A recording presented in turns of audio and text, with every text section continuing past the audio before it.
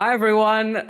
I'm so happy to see all of your digital non-existent faces in chat. To quote our lovely host GM, Connie Chung here on Transplaner. I am Valiant Doran. I use he and his pronouns. I'm a TTRPG performer, Twitch variety streamer, and y'all know me as the one who played Voska's sexy resident Snady.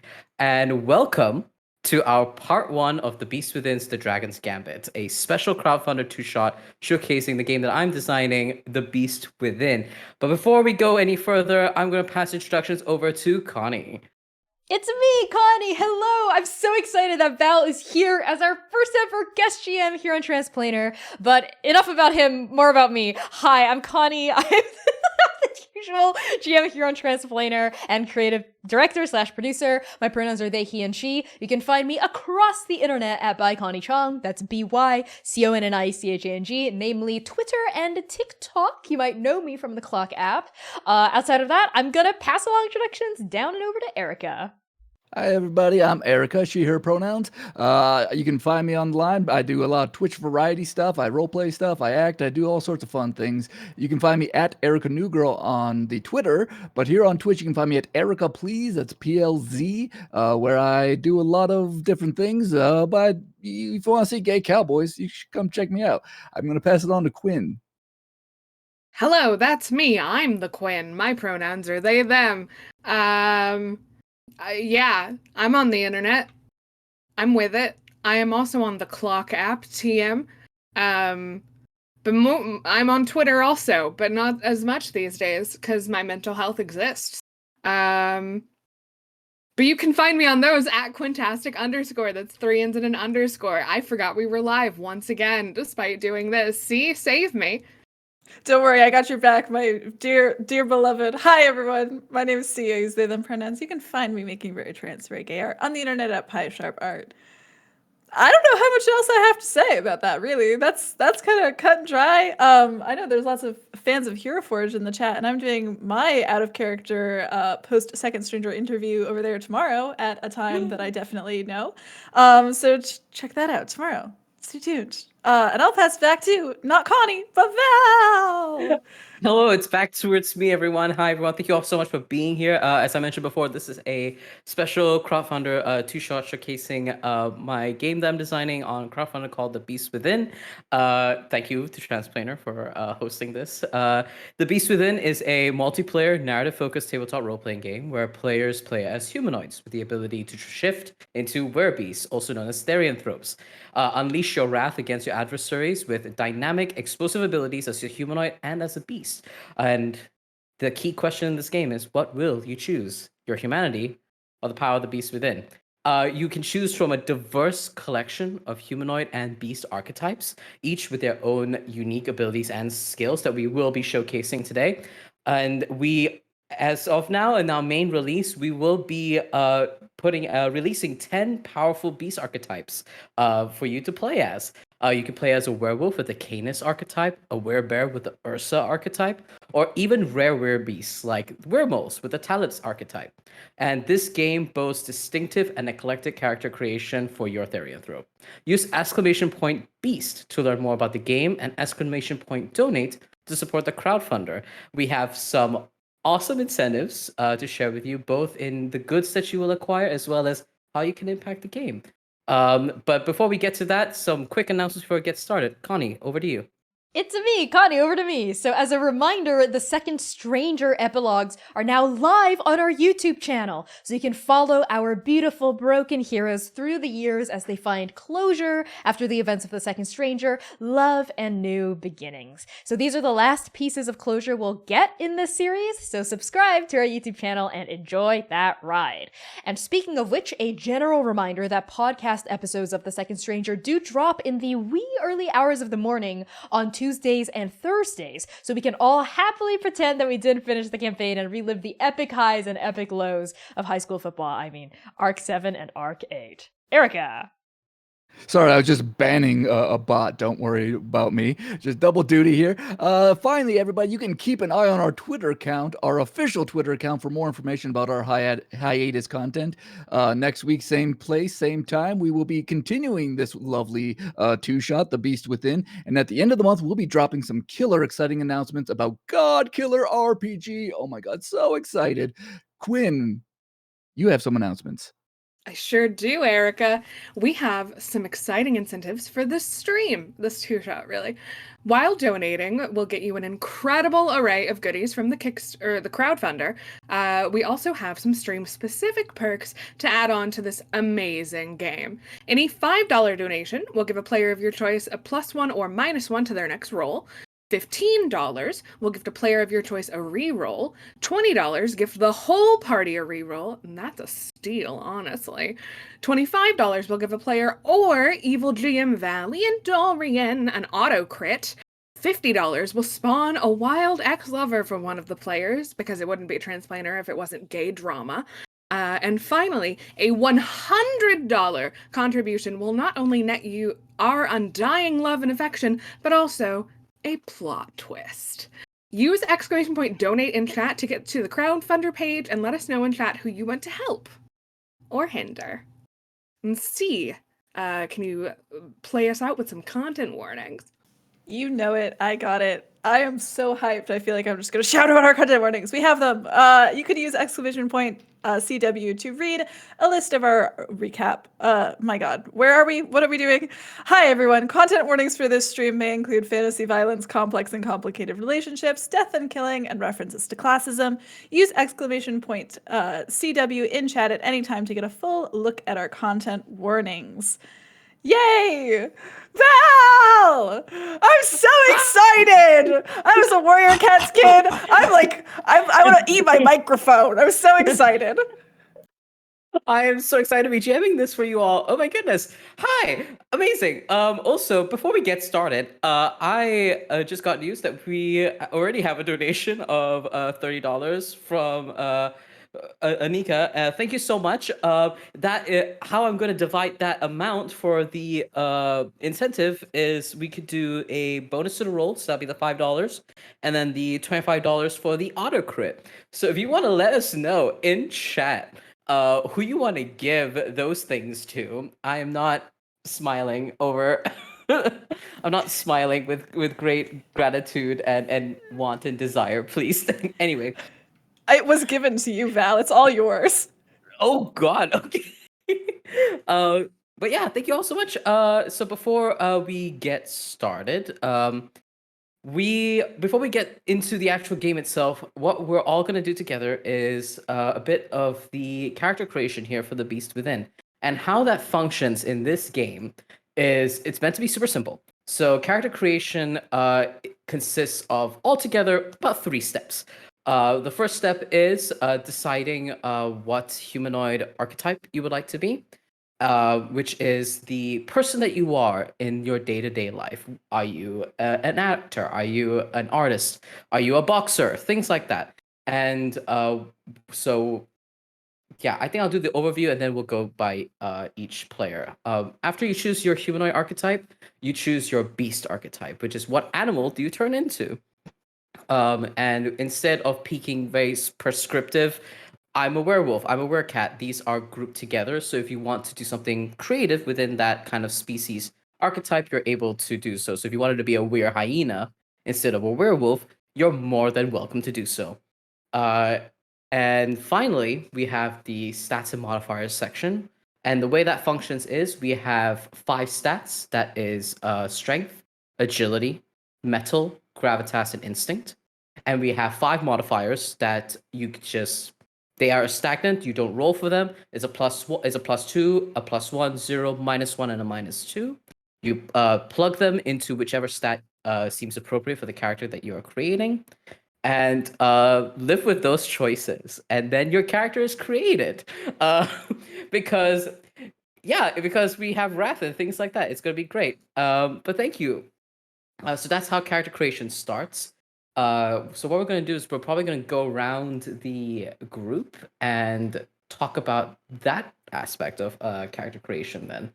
So let's start with who is on the first of my list here of players in in my Google Doc. Uh, let's say Connie. Let's start with you. Not starting with me, the character that is perhaps the most ridiculous out of everyone here. But yes, It's gonna be fun. absolutely. Should I just introduce my character? Is that what we do? Yes, go Okay. ahead. Yeah. So tonight, folks, I am playing for you all Horsewhip.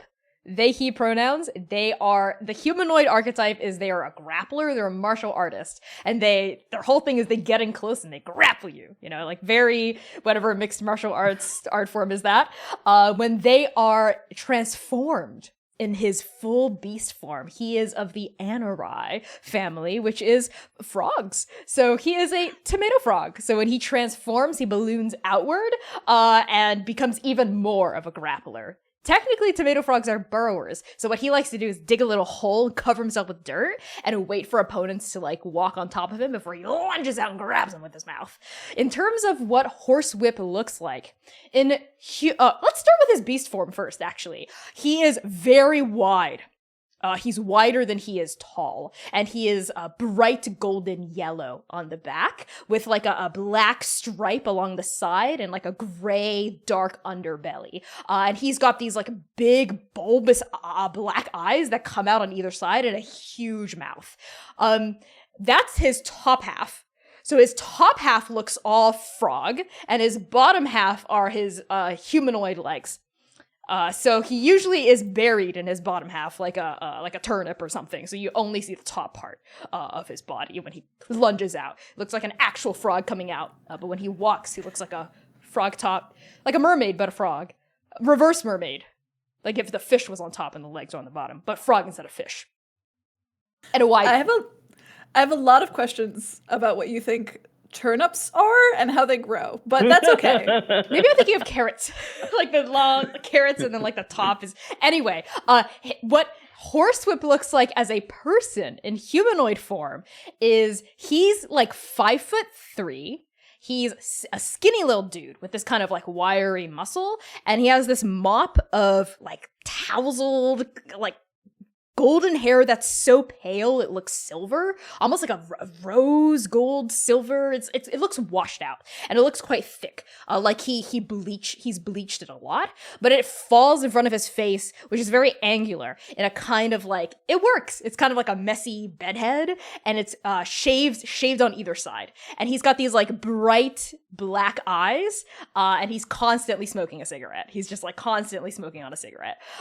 Generally, I think he wears this kind of like sleeveless leather vest and just bandages that go across his chest, just bandages, and showing off this kind of like, he's got like an 8-pack for some reason, and he's got these like long cargo pants, right, that he's got kind of like hitched up to his belly button, and these combat boots that he wears. So in humanoid form, he looks like a line cook, and is kind of like weirdly attractive in a like greasy, scraggly line cook way. I am feeling the vibes all the way over here. I'm like, got it, understood. I also love that you are like, yeah, I'm a werebeast, but I'm still gonna have my humanoid legs in my Yeah. body. The thing about his humanoid Thank you legs, for that. in werebeast form, if you look closely enough, they're kind of wiggly. They're kind of like squishy. He can leap long distances in werebeast form. I am horrified. But yeah, this is incredible and fun, and I'm excited for you to torment me with this character. I'm very, very excited. By the way, for folks, the NRA are a stretch goal beast archetype. They're not in the main 10, so if we are able to hit our stretch goals on the crowdfunder, the NRA will be released as part of the main release. So even more incentive to showcase all these really cool stuff and for all to support us. Next, C. Let us know what you think about your character. Yes, absolutely. Since like I mentioned earlier, I am a warrior cat's kid. So I'm playing a Felix. They are a clouded leopard type Felix. Where am I? And they have the humanoid trait of a boxer. So they are real quick on their feet, but my God, did they pack a punch. Their name is Ego. They use they, them pronouns. And as a werebeast, as I mentioned, they can turn into a clouded leopard. And they've got these big, broad shoulders, this kind of like wiry brawn to them, and this swagger and their step, which is always like maybe like a half step behind their twin, but we'll get into that later. Don't worry about it. Ego, right? Ego. Ego, punch hard. Not much else going on. But my God, did they try? And Connie went all in for this character description. I'm like, okay, non-binary hunk, correct. They definitely, I think their hair is kind of like short. They've got like the queer mullet going on, you know what I mean? A little like kind of like slightly curly, you know, and I think it's like a little brown, like a little white, a little blonde. And let's see. Yeah, no, that's just what they got going on. And I'll hulk out and tell you about their bulging cat muscles later. So don't worry about it. That's Ego, baby. We love them. Awesome. Thank you so much for introducing us to Ego. And without further ado, Quinn, tell us about your character. Hello.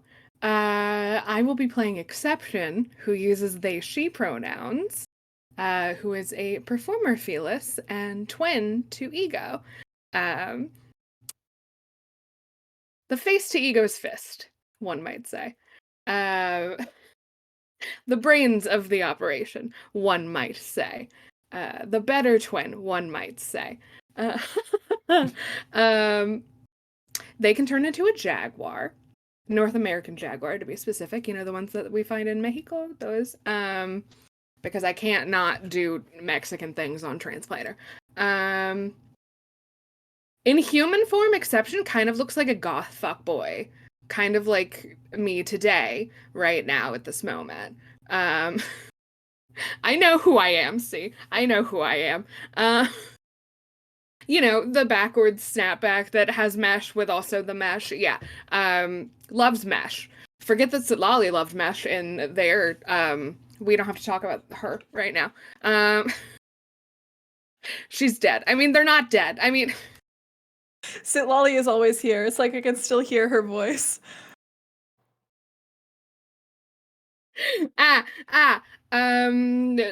Exception turns into a jaguar. They're extremely hot. Words, things. They're very like agile. You know, like they're slinky. They're tall. How tall is Ego? I know what you're about to do to me, and I hate it. So they're 5'11", I think. Cool. So 6 foot. I always do Incredible. this. I always do this. The sibling violence already. I'm like, okay. Donate to give my character an extra inch of height. What number is that? See? Extra. Donate $10. Another right one. now. Donate $10 to give Ego an extra inch of height at some point during the game. Donate $10 to me to continue bullying C. Or that. Specify in chat which one you want.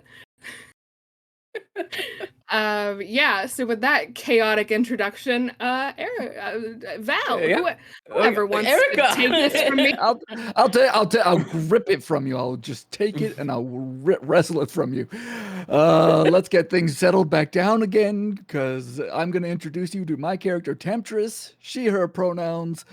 She is a socialite in human form, and of course, she is a werebat. She is a giant bat.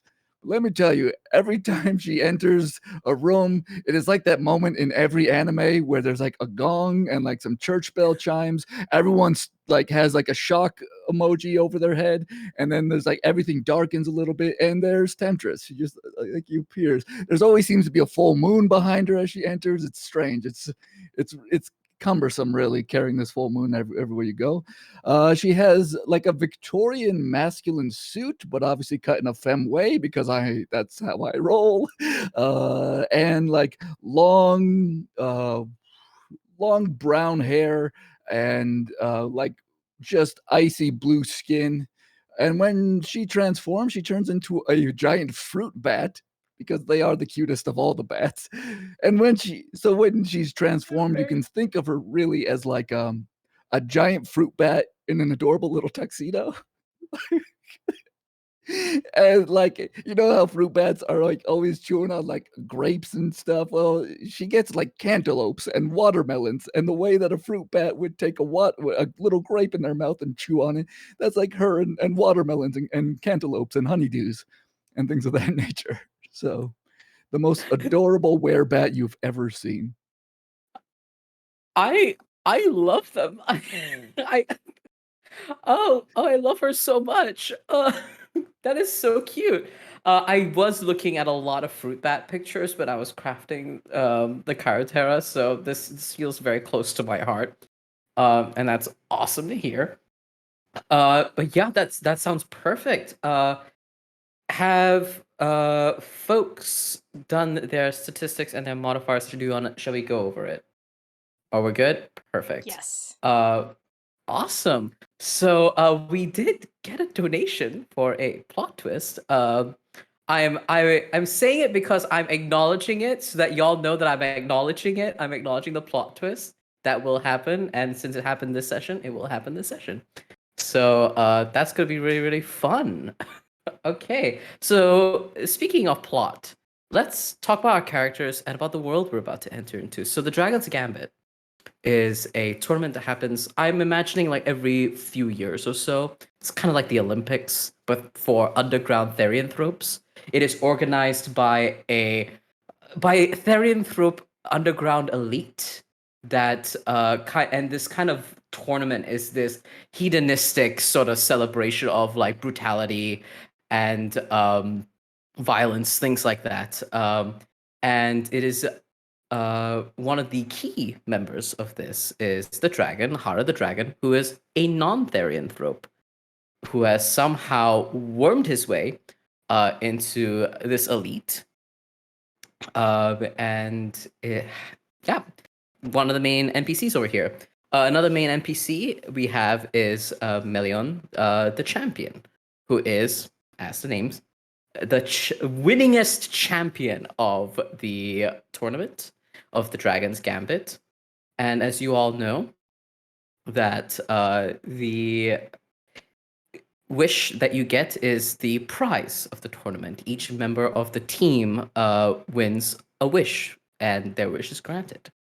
So this is going to be very, very fun. They've been winning for like the past decade or so, like decade or 15 years. So yeah, so that's the kind of tone we've got going on. Y'all are a party that's about to join into this tournament, and I wanted to kind of like suss out some vibes. Why are y'all here? And are y'all together? Like, are y'all here together? What is this? What is the relationship? What are we? Oh my god, what are we? I mean, we're all goth. That's the first thing I noticed. I don't know if anyone else noticed that, but everyone was like, yeah, so I'm kind of scrungly and goth. That's what I got from everything. But we're all different kinds of goth, right? Because exception is fuckboy goth. I feel like ego is what kind of goth is ego? Sports goth. Like sports goth? Sports goth. Yeah, I was gonna go with horsewhip is like when I had my first job was in a kitchen of a restaurant, and you were the goth who was the line cook, like goth. Yes. Who's like, yes, the grease goth. Are you obsessed with Fight Club as well? Well, he doesn't Seems talk like about it. He's the dirtbag goth. The dirtbag goth that you find in your small town. You know what I mean? Who like wears the chains and has the spiked like wrist warmers and like has the fucking bring me the horizon shirt, you know, that they've had for like 8 years, you know. And I feel obviously Temptress is like big titty goth is what I'm getting. Big titty goth who's just like has read every Anne Rice interview with the vampire novel and is like just Yep. trying to live her best Lestat life. So in Business terms, goth. With all Have of that we- toxicity. More like Labatt, am I right? No! boo! I'm throwing Boo! tomato, Tomato! rotten egg, banana. So since we're all goth, were we part of? I think during character, like before this, we talked about maybe being like an Ocean's 11 kind of crew. Was that what we were? Is that what we are to each other? We I can love do the that. idea. I love the idea of like an Ocean's 11 crew, but like kind of the villains, you know, like we're not the heroes trying to save. I don't know what I've never seen Ocean's 11. I don't know what I'm talking about. I don't know what I'm saying. But like if they were kind of like incompetent villains, you know what I mean? I mean, the Incompetent. vibes Speak for would be yourself. then. You're a line cook, Connie. A damn good Temptress? one. I grill a Temptress- mean patty. Oh God, Temptress would be like the oh God, what the hell's his name? Terry Benedict in charge of a casino, and you're all like the goons that are like, you know, hired to try to fuck up the actual, like, you know, the good guys, so to speak. I'm cool with that if you're like our sponsor and like the three of us are like the hired muscle / the people to like get in and do the gigs, but then somehow like you end up also joining the tournament with us.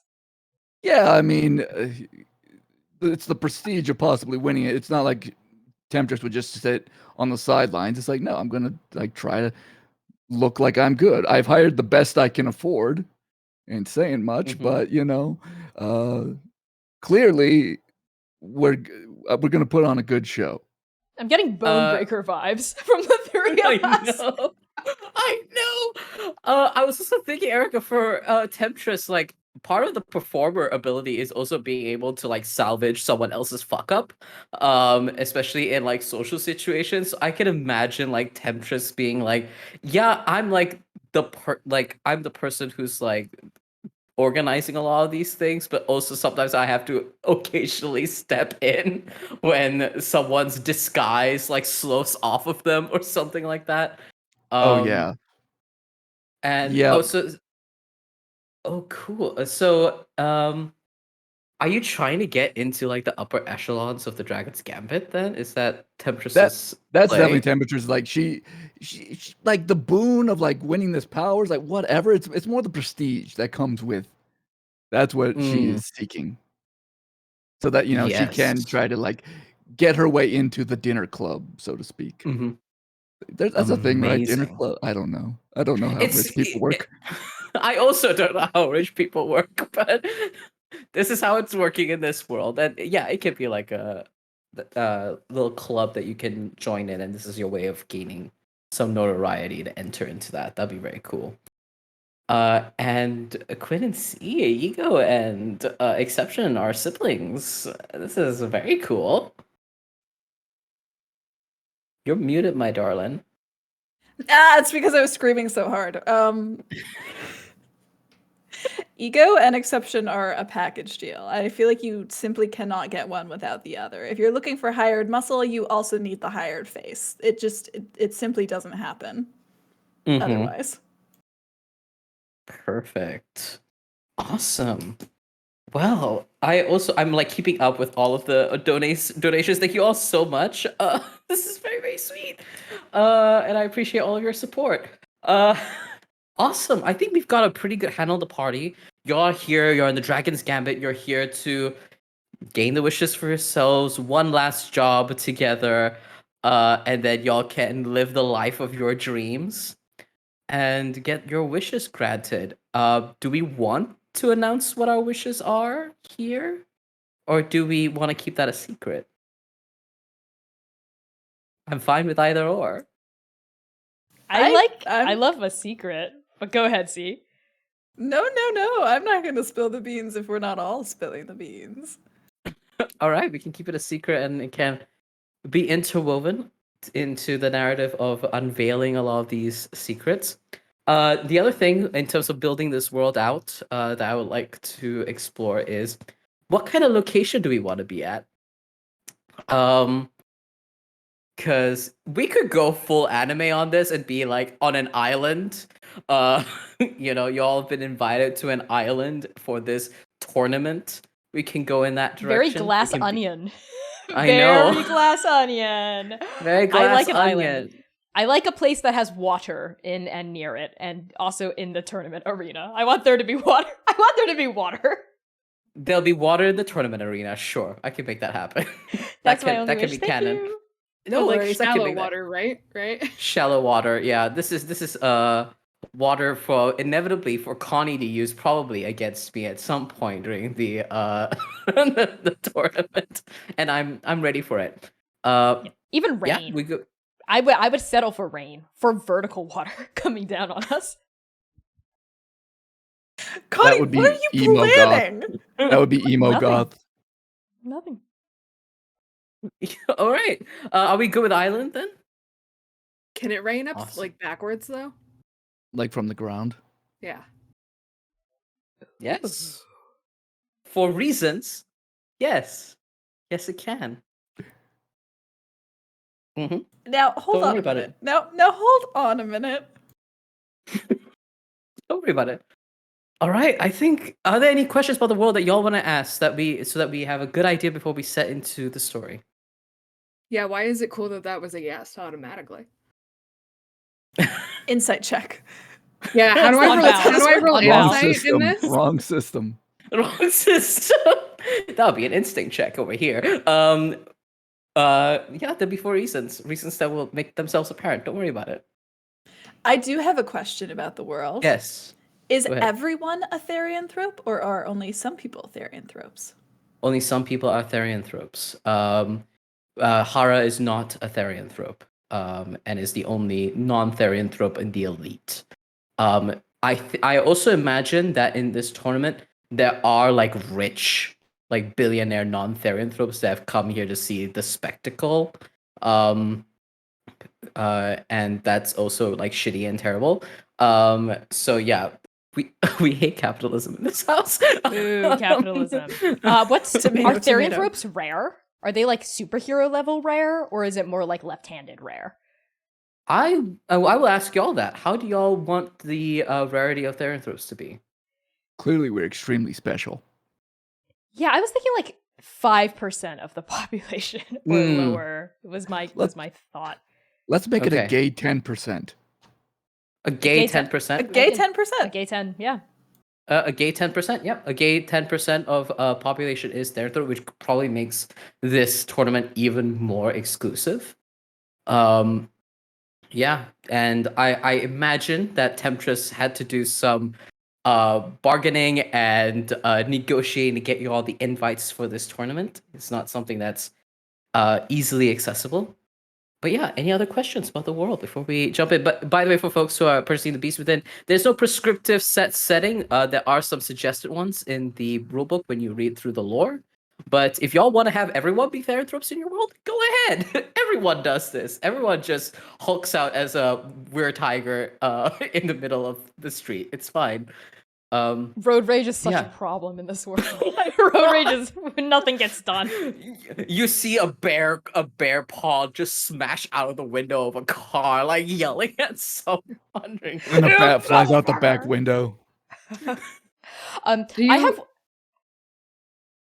Do you have to get therianthrope insurance?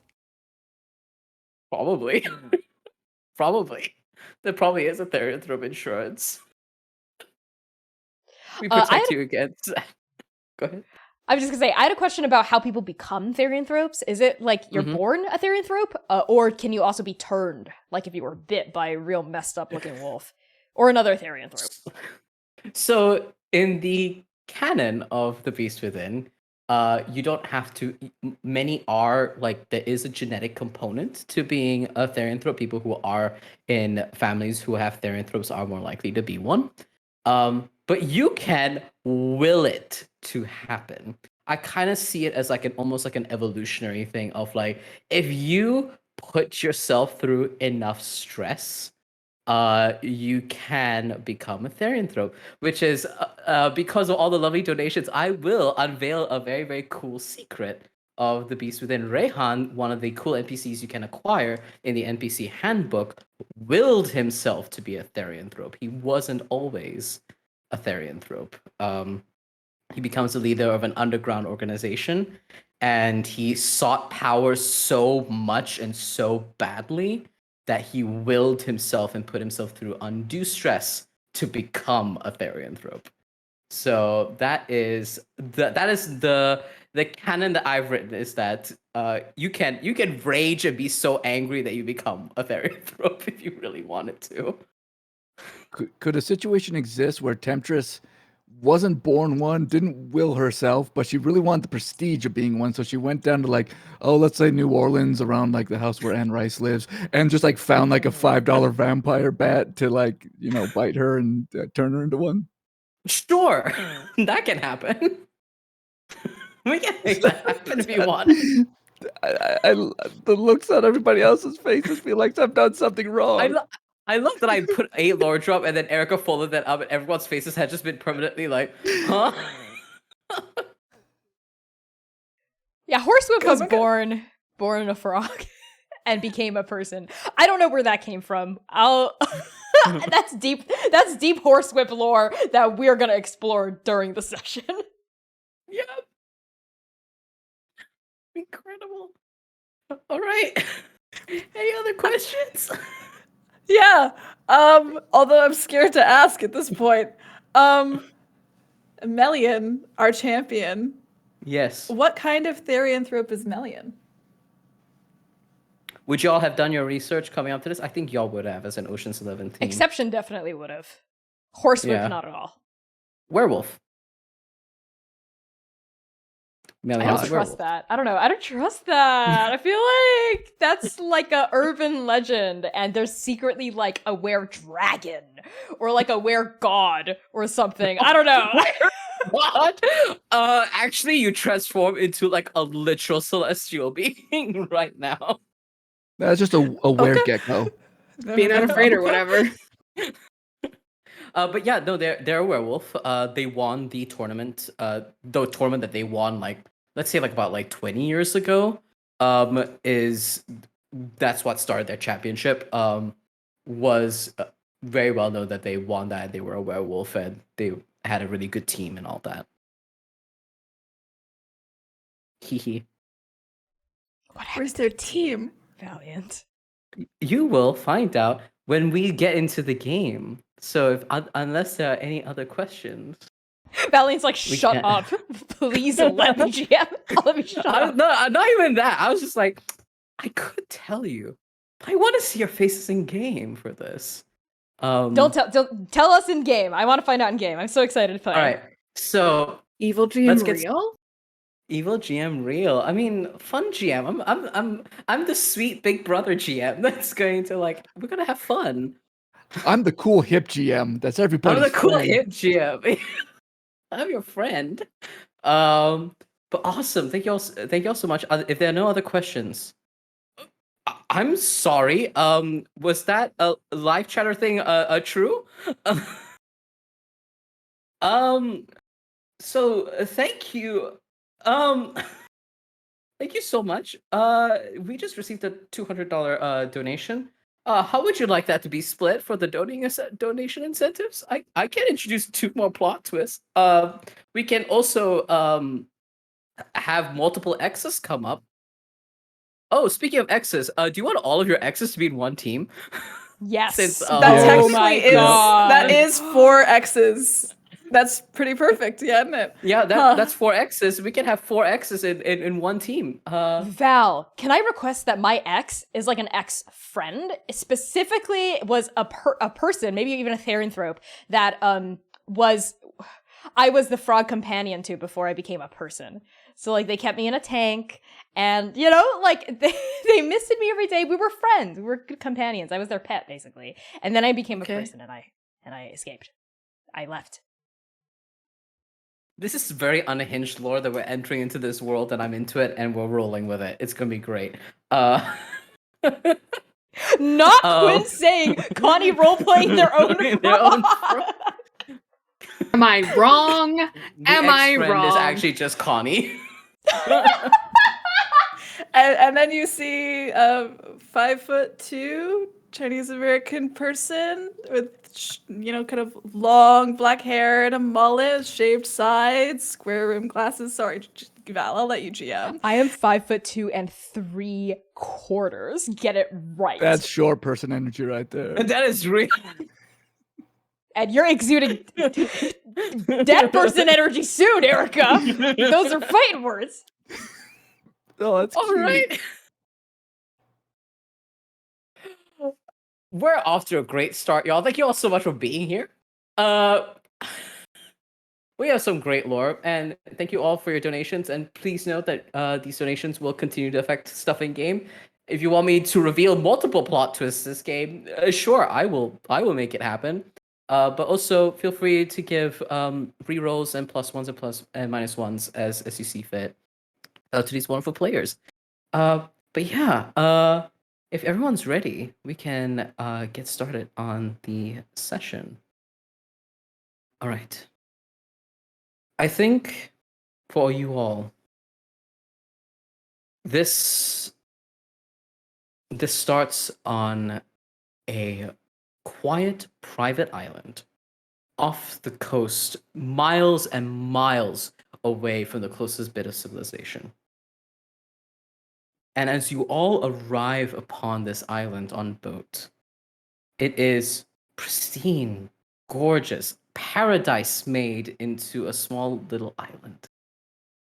And it would continue to be so if the notion of why you are here isn't weighing heavily upon your minds. You have all entered the Dragon's Gambit, a bloody Therian Throat tournament for the underground elite. Simple. Win the tournament's challenges, have your deepest wish granted. Anything granted. And you're all here, reunited once more. And as the how did I forget the word for this? The little piece of wood that people put from boats, the gangway. The dock. Never mind. People put on boots. Put the dock on the boat. Like, oh my God. Put it on the boat. You said it I'm just so excited to be here. Just don't So listen to them. I know. Just I'm getting don't into listen to them. character. As your ship docks, I'm gonna lean into it. Yes, and to the sea. As you dock upon the island, and the gangway is set down upon the dock, thump, the wood hits the wood of the dock, and you disembark. You are greeted by a small, like medium height, about like 5'2", individual, who is wearing the most finely made uniform, like a tuxedo, and they have a cloth over their arm and a letter inside of an envelope. As all of you kind of like descend from the gangway, and they say, "Welcome to our island. My name is Jack, and I'm here to assist you. But before all of you disembark," and they kind of like addressed all of you contestants that are disembarking on the boat, "I have a formal invitation from Hara the Dragon themselves." They snap open the envelope, pull out the piece of paper, and they read, "Good evening, contestants, champion hopefuls. I welcome you to our island and to the Dragon's Gambit. Please make yourselves comfortable. I hope your accommodation is to your liking. For this evening, we will dine at a special contestants' dinner where we can spend time to network and meet your fellow contestants as well as our champion, Melion. And we will speak to you and unveil the first round of the tournament. Hope to see you there. Best, Hara the Dragon." This messenger has now closed the envelope, set the letter very, very carefully into the envelope, and sealed it, and smiles back at you all. "If you will all please follow me to your rooms." And beckons you as if you all choose to follow, to go into your rooms. Is there anything you all would like to discuss or do before you enter into your rooms, or while you're at your rooms before the evening's dinner? I think swaggering down the gangplank, half step behind. Oh my god, every E word sounds the same in my brain. Where are we? Exception. Ego comes swaggering down. They, like shift back and forth, kind of like always in motion. Like every time it looks like they might pause somewhere, they move past the stance, so that they're always kind of like almost like a snake shifting back and forth. And as they kind of wind their way down onto this dock, they lean over to Exception and go, "Hey, does this mean we're getting like free food, like clams and stuff? That would be so fucking cool." Yeah, Ego, they're gonna feed us. Oh shit, great. I really was thinking we'd have to like hunt or something. Why would we? They're rich. Yeah, but like rich people love making people who aren't rich like hunt for sport. You know what I mean? Like Rich people it's like that game hungry Survival people on the for TV. sport. Yeah, is that not Have what you- we're doing? Have you not read The Most Dangerous Game? I've played The Most Dangerous Game. Tic-tac-toe. What? Okay, please explain to me how tic-tac-toe is the most dangerous game. I always get my fingers jammed in the little thing where you put the, Tic-tac-toe's on paper. Well, what have I been playing? Is this edible? And cutting in, we see a horsewhip that has a. I think they just. I don't know what it is. It's a big barnacle that they peeled off the side of the boat somehow, and is just halfway in their mouth. Well, horsewhip. What did I say about eating barnacles and things that you just find on the attached to the side of ships? What did I say? You said it was good, right? Like it's something we should do. No, I said it's the complete opposite of good, which is Not good. close enough. Okay. Were you thinking of Connect 4? Is that the game you were thinking of with the blink? Oh yeah, Connect 4. Connect 4 Love and Life, right? Can I have a barnacle? Yeah. Oh, whoa, no. Why are we eating barnacles? They're not Makes good. you tough. No. Exception, can you deal with this? I'm just gonna, without looking at Ego, Exception just bats it out of Ego's hand. Hey, come Can on. my tongue can I access any sort of werebeast features while I'm in humanoid form or no? So you have to expend spirit. So I'm gonna, because of the lore you have given your werefrog, what I'm going to say, if you want to maintain your humanoid form and do your frog tongue stuff, Yes. you can expend your spirit. So spirit is the points that you have in your pool that lets you transform. Right now at tier 1, you all have 1 spirit. But your transformation lasts you an hour. So you will have access to your werebeast abilities for an hour, and you're about to enter dinner. So you can look humanoid and have your tongue dawdle out if you would like, Connie. This sounds Okay. unhinged, and I'll let I it think so. happen. Then yes. There's Horsewhip's eyes go wide. No!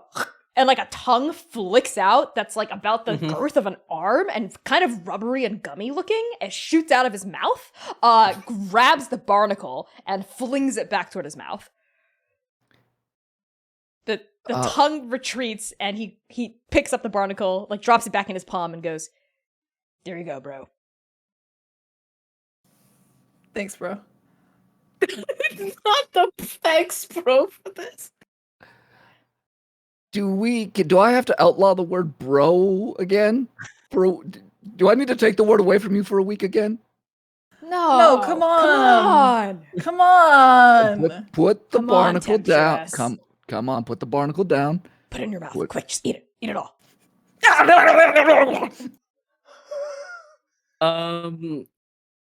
My soul Ego. hurts. Please make me a metal check against adversity, which is how well your body can withstand things. For reasons.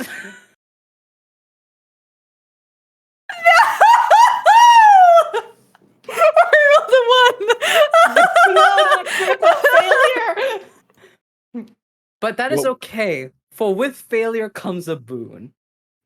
Ego, you now gain 1 point of wrath that you can use later. Um, but I think nothing bad's gonna happen to you. But you do like chomp down on this, and it is uncomfortable, and it's not going as smoothly or as cleanly of a bite as you would want. And you're just kind of like, oh, this is dry. I'm not really into this. But you take it like a champ.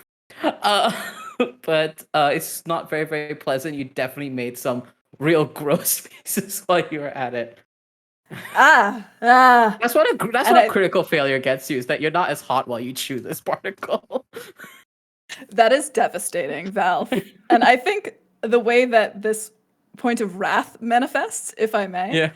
Go ahead. is that as they like bite and chew, they go, ugh, did that just chip my tooth? Horsewhip, bro, what the hell? Well, I usually swallow What the hell? these That things was whole. disgusting. You said it was supposed to be good. Yeah, Bro. it's great. It's got tons of calcium. Dude, I gotta get seriously, my we have to calcium fight now. tomorrow. Calcium? Yeah, that I was got like the a cows. rock. Dude, It's a barnacle with salt in it. It's got tons I'm of gonna sodium put and calcium. salt in you. And Ego moves forward to grab Horsewhip's shoulders to like pick them up off the deck and like, like a throw them matchstick. into the shallow end. Exception is just gonna grab Ego by the scruff of their neck. Meh. Stop this. Put them down. Not okay, dude. Not okay. Do Yeah, you're it. getting scruffed. Shut the fuck up. And Ego puts them down. Please stop scruffing me. Exception's gonna patronizingly pat you on the head twice and let go. I hate it when you do that. Well, stop trying to kill people before the tournament. Especially Yeah, people okay. who are on your team. But they Don't- couldn't have killed me if they tried. I made of That's- tougher stuff. I was just trying to get them wet. They like that. Fuck. Whatever. Who cares? Whatever. Who cares? I think at this point, there is I should also describe this like hotel is you all I'm imagining this is happening while you're walking, or is this in your room? While you're Definitely walking, on the way. everyone witnesses this. This is fantastic. Wonderful. So as you all enter into the hotel, it is this. I'm talking like above 5-star level. I'm talking chandeliers on the ceiling. You enter, it is white marble walls and pillars and like beautiful marble tiling on the floor. It is glittering and gold and sparkly. And you see attendants and servers lined up along many of the pillars, serving guests who are ready to enter into their rooms. And you see many humans, many humanoid folks here who are hanging about, chatting with one another, glasses of champagne in their hands or drinks in general. And you see that all of you are now kind of like being corralled and huddled in one spot of the hotel. And you see these aristocratic humanoid folk kind of like glance over in curiosity as you all enter. And as your one of the attendants shows each of the contestants to the rooms, I imagine your rooming situation is still a really nice room. You probably have those hotel rooms with the shared door that you can open up to the other side, so you can see the other two beds in the bedroom. And it is beautiful. It is the biggest bathroom you've ever seen, the biggest like clawfoot tub, beautiful cold like marble sinks, and a fantastic view over the vista of the island. And you can see like in the distance mist beginning to coalesce among the trees and the sun beginning to set. Damn. Look at that view. Wow, we really made it now, didn't we? Can you imagine us at the Dragon's Gambit in this ritzy hotel? If we win this thing, maybe we can wish to, like, live here forever. I bet there are all kinds of juicy bugs in that forest. Bro, there's more to life than juicy bugs. We've been over this like so many times. If What you don't else is already there? have if you don't already have a wish, if you're still thinking about your wish, then what are you really even doing here? I'll Bro, decide come on. when we win, okay? Weak I ass. told you. I'm like a live in the moment kind of frog, you know? Like, when it happens, I'll know. I'll know what to wish for. Dude, you're just gonna wish for a big bug. I just know it. No, I'm not. I'm not that simple-minded, okay? 2 really big bugs. How did you read my mind? It's a talent. I didn't... Two big Ego, I didn't know bugs. Exception could read minds. Yeah, they could do anything. Oh. Well. I mean, when your mind is like one of those books you get like as a kindergartner that has like a few words on a page and a nice picture, it's not the hardest read in the world. I love those books. I bet you do. My I bet favorite you one do. is Little Bear's Big Day Out. He had such a big day out. Makes me really emotional. Really? Yeah. That's what makes you emotional. And Because he's all out there alone. It's his first time without his mom. And he's just taking in the world for the first time. He's a kid. His eyes are open to the fact that he's alive and a person. And he's just out there by himself buying groceries and stuff. that is a far deeper analysis of that book than I would have ever imagined possible. Huh. Look at how big that bed is. I'm going to jump on it. And Horsewhip runs over to one of the beds and starts jumping on it. It is bouncy and maintains its bounce through your incredibly powerful frog leg jumping power. Oh, fuck yeah, I'm gonna do that too. Yeah! I bet I could jump higher than you. Fuck As no, you both- can't. As both of you are jumping on this bed, there's a rapping at your door. And as there's this quick knock, a server calls up from the other side of the door and says, the Dragon's Gambit contestant dinner will be starting shortly. It will be held at the ballroom number 3. Hope to see you all there. And walks away. All right, everybody. Remember, what did I tell you about this dinner tonight? Exception, what did I say? Size up the other teams. It's good advice, not what I said. Ego, do you remember what I said? Look at the size of the clams. No. Surely, Horsewhip. Come on, save the day here. What did I tell you all? I fully Before we- did not pay attention when you were talking. I remember the room we were in, though. There was a window, and outside the window, there was a woman walking a peacock. I thought to myself, what the hell? Who owns a peacock and walks it? Oh, man, I was not paying attention, no. I said it is very important that you all don't embarrass me during the dinner Oh. or the tournament as a whole. So you're not going to do or say anything embarrassing, am I right? Definitely not. We'll be on our best behavior. Listen, we want to win this thing, right? So, Yeah, I mean, like, have you seen how fat my ass is? There's no possible way that I could embarrass anyone. yeah, their ass is super fat. I made It so like many breaks mistakes. the sound barrier when you slap it. Why are you slapping their ass? Check it out. Come on. Ego. Yeah. And with that, we move to the ballroom for my sanity. Val, you should have known what you were getting into when you allowed Connie and I to be Apparently. players in a game about were creatures. Apparently so. Oh my God. I will let you all canonize how loud that slap was. I will leave it up for creative interpretation. Let's just say housekeeping has to clean up some shattered glass. Nah. The sound barrier was broken briefly. All right. As we've also broken Quinn, so it seems. Quinn.exe is not working. I'm so sorry, Quinn. But the fated time arrives for you all to head to the ballroom. Did any of you pack fancy clothing, or are y'all wearing like tough gear to scare people off? What's the vibe? Yes. Lestat, Interview with the Vampire, 1705. Okay, I have a perfect image of that. Fantastic.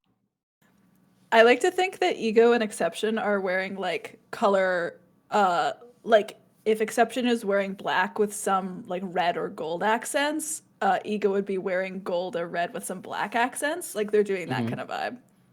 Exception definitely picked out the outfits though. Ego did not. They just put on the clothes. I love the idea of if this were a video game, you can like palette swap between Exception and Ego. Absolutely. You get me. You know me. You understand. I got you. I do. I think everything about Ego and Exception's outfits are pretty comfortable, except for the matching cravats. I have to Google what that is. No, why did I just also Google it? We're Ego and Horsewhip in real life. I think I spelled cravat wrong. It did not help me. I don't know what that was. It's the fluffy thing that you have around your neck, you know. Ye old Ego had to like loosen theirs up because they were like, it's uncomfy. They like pulled it a little loose. Mhm. Pulls on my scruff. Fantastic. What is, dare I ask what Horsewhip is wearing? Horsewhip is wearing a tuxedo. He had Not It where I does- thought that was going. Fantastic. it doesn't fit him. It's too big. He's like drowning in it. You know what I mean? Like the shoulders are too wide and the pants kind of swim around his feet, but he has these big polished leather shoes and he's sort of like adjusting the collar, trying to make it tighter. And there's also on the tails of the tuxedo and on the chest, there's a poorly scrubbed out blood stain.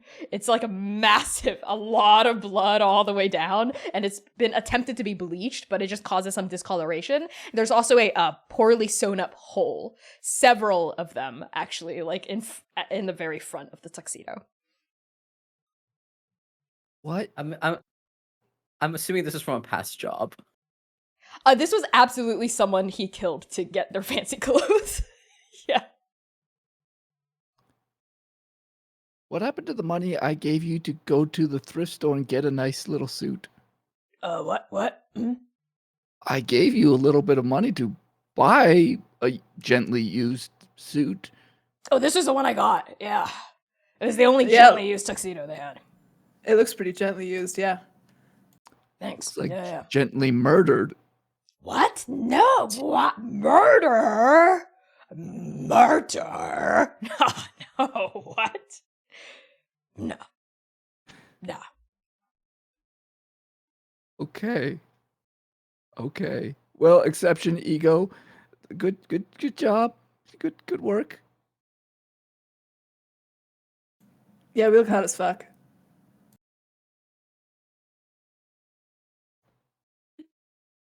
And as you all walk into here, hot as fuck, I quote, you enter into a grand ballroom. Ballroom number 3 is a grand ballroom. And it opens up and you see a large chandelier on the top. There's a stage that's been set. It's like 2 stories. So there's like banisters on the second level where you see rich people mingling about on the top level and chatting with one another.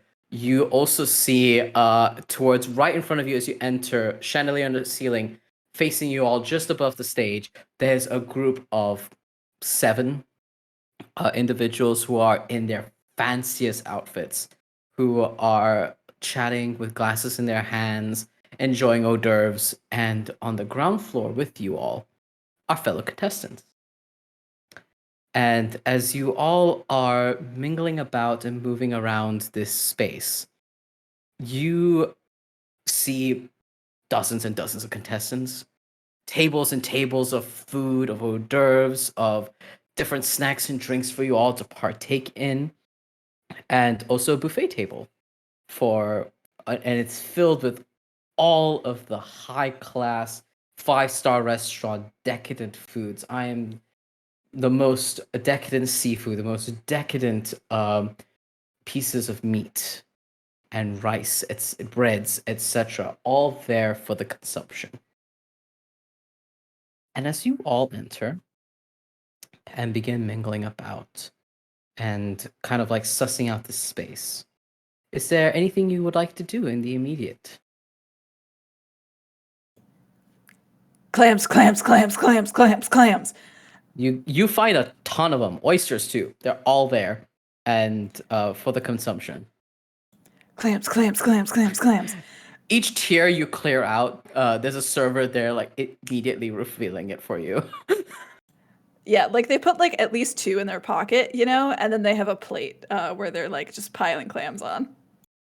I am horrified at the possibility of how long that clam is going to be in your pocket. Anyway, continuing on. Is there anything else folks want to do? I think Temptress is going to go to the food table, get a little bit of some of the like finer things, but it's mostly loading up on grapes and slices of watermelon and honeydew, like just loading up on every fruit that's on the table. And then she's gonna schmooze all the, aristocratic looking types. They look nice. She's schmoozing them. Fantastic. Go ahead and make me a gravitas roll against adversity. So I would like to see how this goes. Okay. While Erica's rolling, what about the other two? What are y'all doing? Horsewhip. What crimes will you commit tonight? So many. So Horsewhip is right up next to Ego, also eating, immediately went to the food, but is kind of like looking around for bugs or any sort of like insect fare.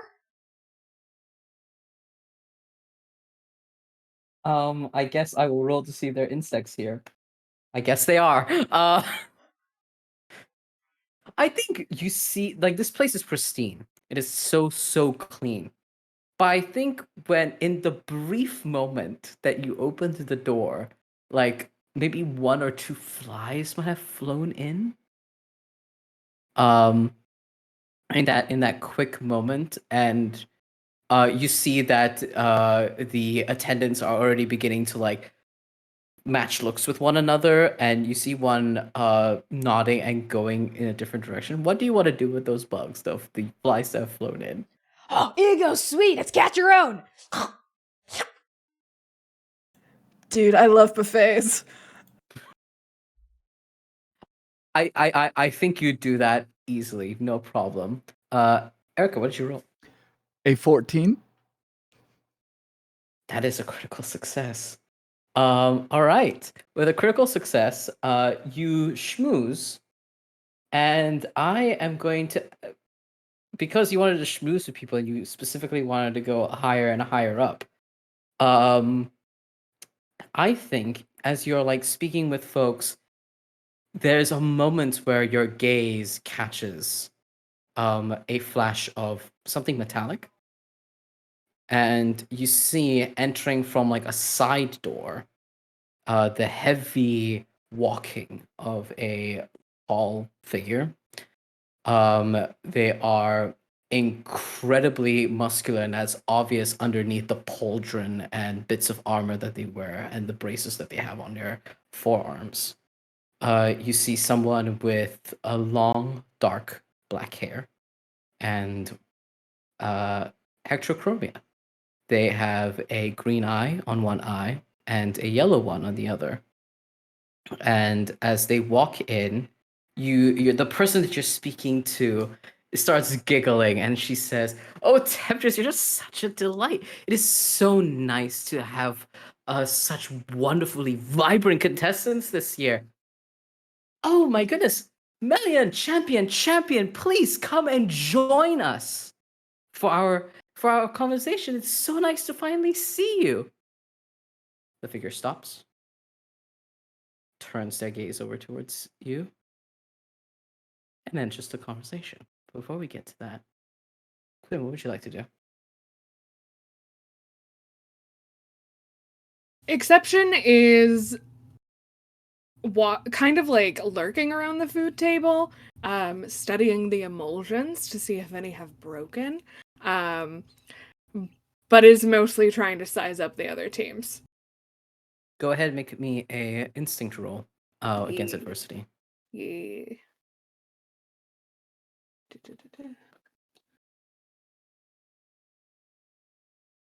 That's an 11.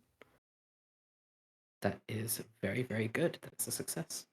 Ooh. A critical success even. So tell me who you want to suss out. Is it just regular? Do you want a general? I'll give you options. Do you want a general idea of your contestants? Do you want to suss out someone specific? Or do you want to suss out the elites on the top floor? I think a general idea of the contestants, like who seems to be maybe like the most difficult to take down, like thinking strategy. You're thinking strategy and you're looking around. These are definitely most of the folks here are capable. They wouldn't be here otherwise. But as your gaze lingers, I think you are already kind of exception. You're already looking around here and going, yes, I know how to deal. You see a group of like really hardy, large folks, and you're like, Ego's got that handled. If we have to brawl with them, Ego's gonna outrun them immediately. You look into another corner and you see like a group of folks. They seem capable, but they look inexperienced. And you already are going, yes. We already have Horsewhip, who is just a wild card that they would know what to do if we had to get into a ring with them, like easy. Then your gaze falls on a group of four individuals. And what is kind of awkward in this moment is one of them is staring right back at you. It is your ex exception. All four of them are all of your exes, of one type or another. And that is where we will take a break. Thank you all so much for all the donations. I didn't call out a couple. Thank you for the $35 for the bonus to roll and the auto crit. Please let us know where that's going to. That would be great. Please enjoy the break. Get up, stretch, pet your pets. We will be back with the latter half of this two-shot. Thank you, everyone. Take care. Bye. Ow! Ow!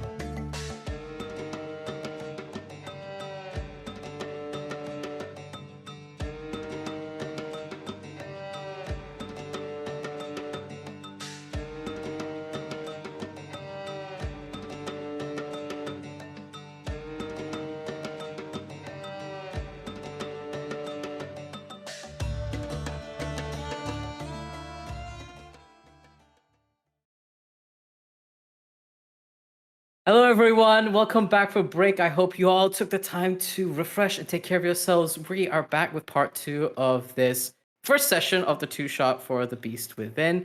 As a reminder, we are crowdfunding for my first ever TTRPG, The Beast Within, a narrative TTRPG about therianthropes, about werebeasts, and the choice between humanity and your beast selves. And you can use !beast to learn more about the game, and !donate to support the crowdfunder. We have a ton of incentives for y'all that not only net you the goods as part of the perks of the crowdfunder, but also donation incentives like rerolls, plus ones, minus ones, introducing a plot twist, giving a crit, auto crit to your GM maybe, as part of all of that. And before we get back into the game, we do also have some content warnings. The content warnings for this session include fantasy violence, complex and complicated relationships, death and killing, references to classism. Please use !CW to get a full look at our content warnings at any time. So, without further ado, we head back into the decadent ballroom here in this hotel room. The elites are hovering above you all, chattering amongst themselves. There is a light cacophony of discussion and talk between all the different contestants. But Temptress, you find yourself in a particularly peculiar position, as you have schmoozed your way towards chatting with important people, slowly moving your way rungs up and up and up. You found yourself close, I think, to the set of stairs that lead to the upper balcony. And you're chatting with a group of what you assume to be regular non-therianthrope billionaires or millionaires. And as you're having this conversation, an armored individual with heterochromial eyes steps in with long, dark black hair, tied in a braid that falls off of their shoulder, enters, and is beckoned to join the conversation. How do you react?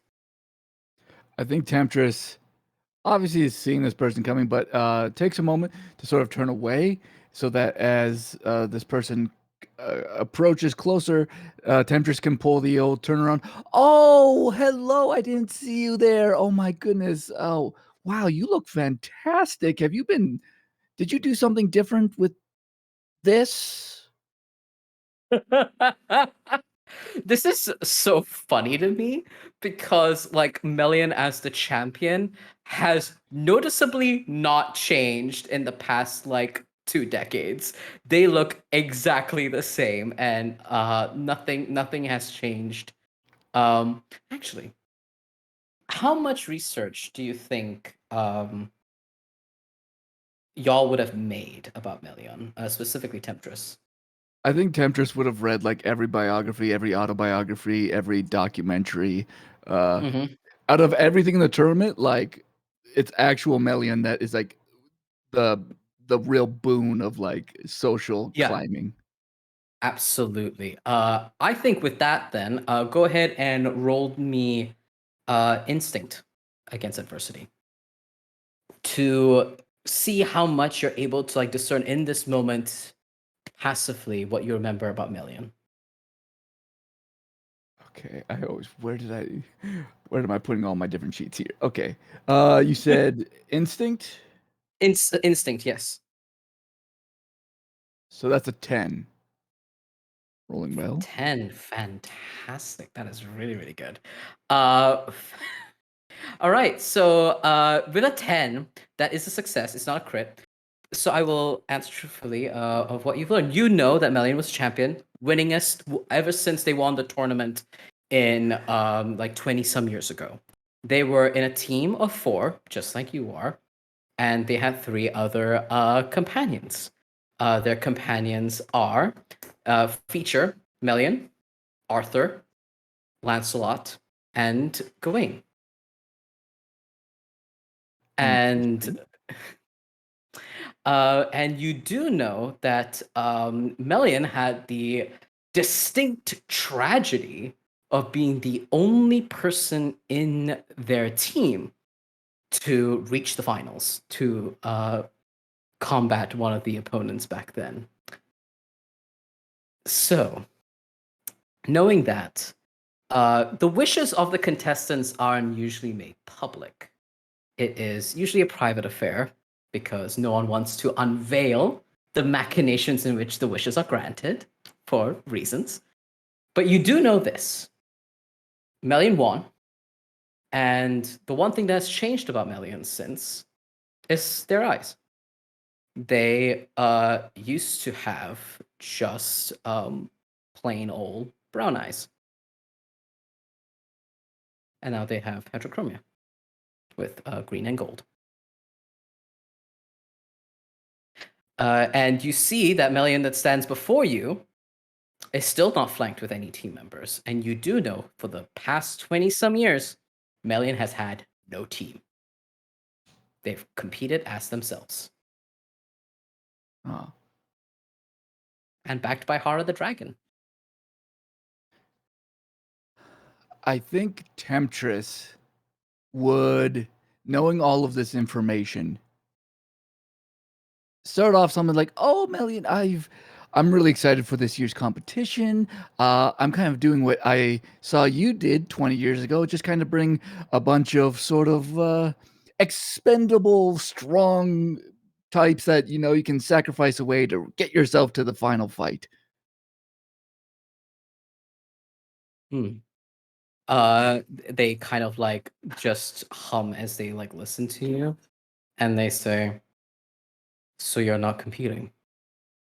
Oh, I'll be competing. It's just, why break a sweat when I can get some others to at least get me most of the way there? And when I have to, I'll do my heavy lifting. I'm sure near the end eventually, after a while. I think I admire the clinical analysis needed for the sacrifices that need to be made in this game. I Well, don't think expendables have what it takes, though. You're gonna need to be made of sterner stuff. we shall see in the final moments. Once my team gets me as far as they're going to get me, how far I can fly like a bat in the night, so to speak. And who are these members of your team? Are they here? Oh, they are here. And then Tim just like looking for the oh, there's the brothers there. There's Ego and Exception. I think I always mix them up. I always have to think Exception is the taller one because the name is slightly longer. Then Ego is shorter because the shorter name. Got it. Way over there, yes, the one that's it looks like, oh my gosh, they're eating a bunch of things again that they shouldn't be. That is Horsewhip, yes, our beloved Horsewhip. I think you see Melian like snap their focused gaze over to Horsewhip, Exception, and Ego. And they say, siblings, you say? Yes, that's Exception and Ego. Yes, who would have thought their names starting with E's and both being the same? Yeah. Spend 5 minutes with them and you'll be like, "Yep, they're definitely brothers, siblings, A, ble- such and a, such." bless- a blessing in disguise. Because at least they'll die together. And as Melian says that, you see they turn as another person has piped up in that like very very awkward retort that he just made, and it's just like, Melian, I see you haven't greeted any new team members into the fold. Are you competing on your own once again? Or do we have some new young blood, fresh blood? And you see Melian say, I see no need.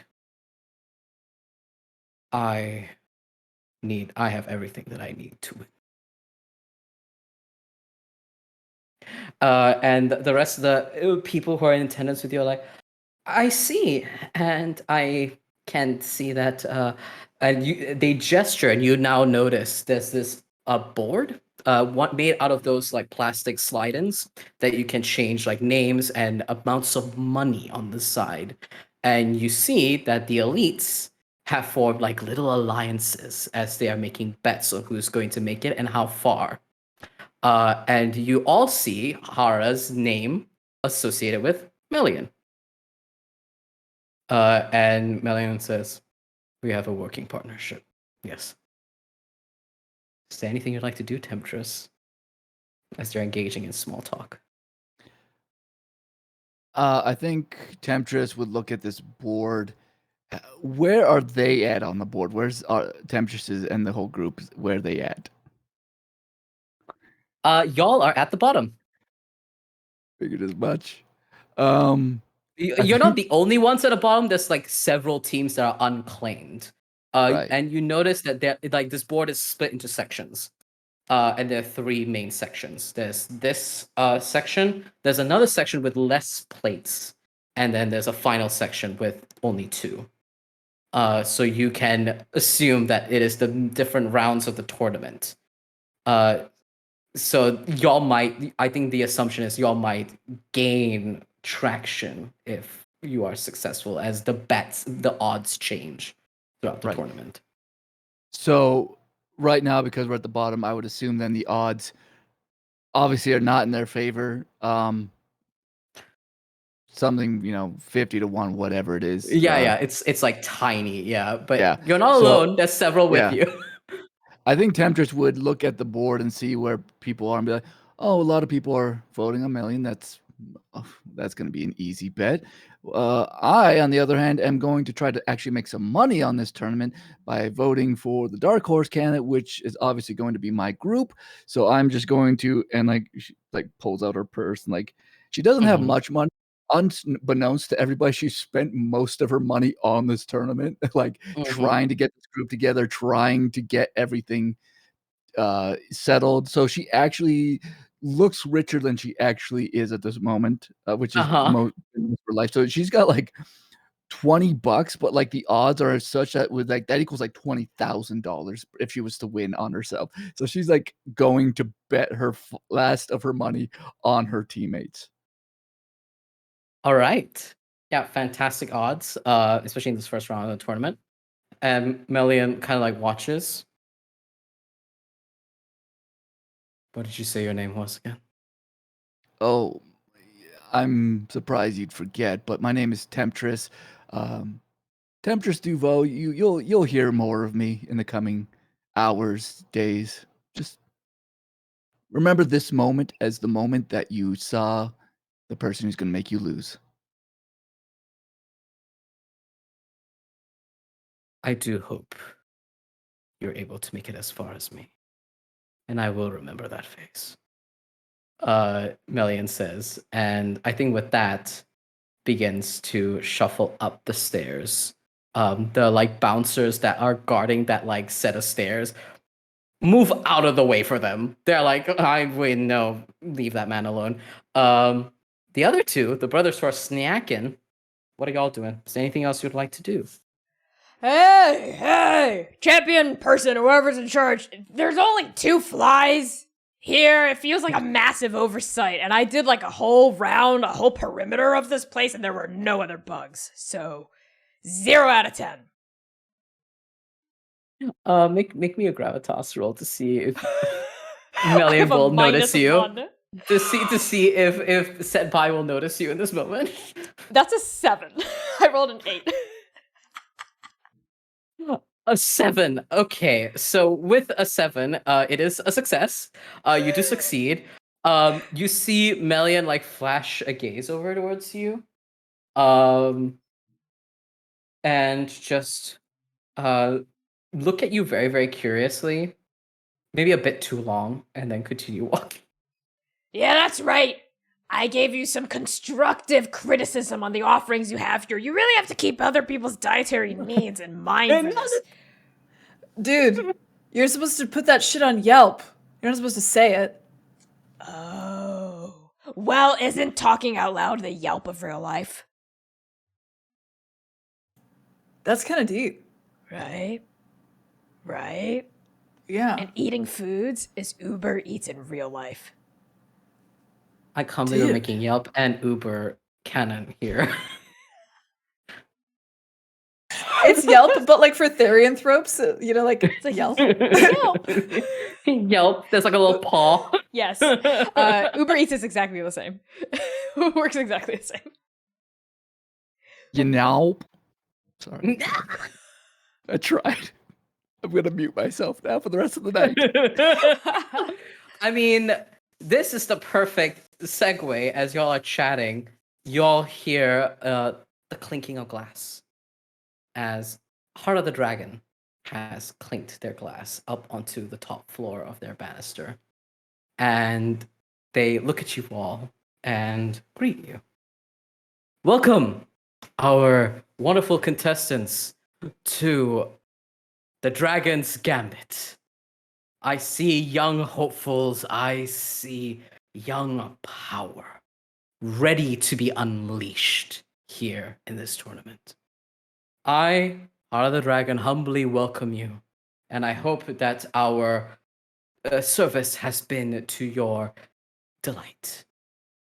And I know you're all here for the announcement of your first challenge. Well, please pan your gaze over to the screen that is about to roll from the side window, and you see a little projector has dropped, and the image that is displayed shows all the teams, all of you except one, in this first round. And Melian, the champion, is in the final round already. And they look over to you all and say, so I do understand, like there's a little like cacophony of like whispers that have begun erupting from the crowd. Like, what's the meaning of this? What's going on? And Hara says, I know.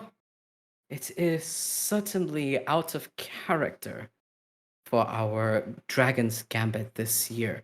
But we, myself and the committee, as they gesture towards the other Therianthrope elite, and say, it's come to our attention that a main criticism of our tournament is that things happen too slowly.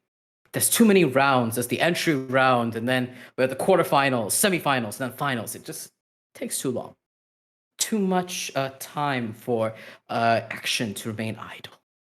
So we thought, why not pick up the pace?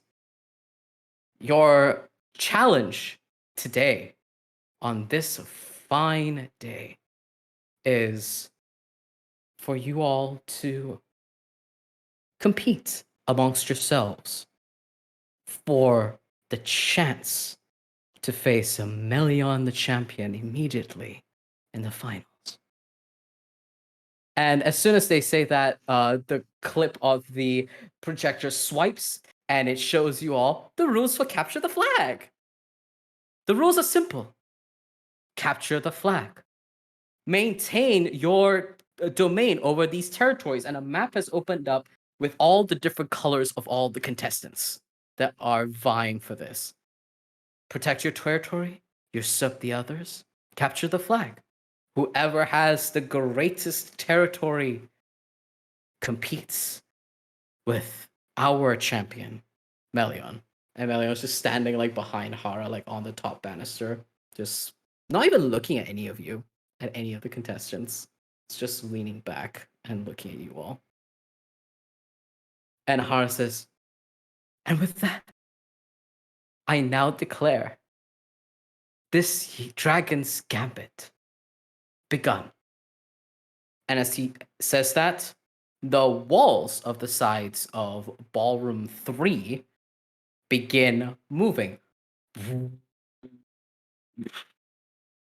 And you now see the jungle that surrounds you all, as this ballroom has now turned into a viewing platform with all of the colored flags able to be seen from this vantage point. What did the three of you do? Dude, I didn't even finish my clams yet. Fuck. Shove a few more into my pockets. And then try as fast as I can to regroup up with Temptress and Horsewhip. Wait, You hold do on. So, so. are we fighting each other, or are we in a team? Is this a free for all? It's not no, free for all yet. But sorry, go ahead. No, y'all are in a team. Y'all can pick a color flag that you choose. I'm not gonna tell you what your favorite color is. Go ahead, you can choose a flag color. We All right. totally get stuck with like we want the goth one. All of us want the black flag, I think. Okay. But I don't know if we get it. I don't know if we Yeah, I get think- the black one. Y'all, because I'm the GM. Y'all get the black flag. Y'all can be goth. Hell yeah. And I think as you all are regrouping, you see the other contestants begin to bolt and run towards their section of their territory to defend. Oh no, you don't! I had unleashed my my spirit point earlier, and I want to Yeah. do it in full form now. And Horsewhip begins to transform. Frog time.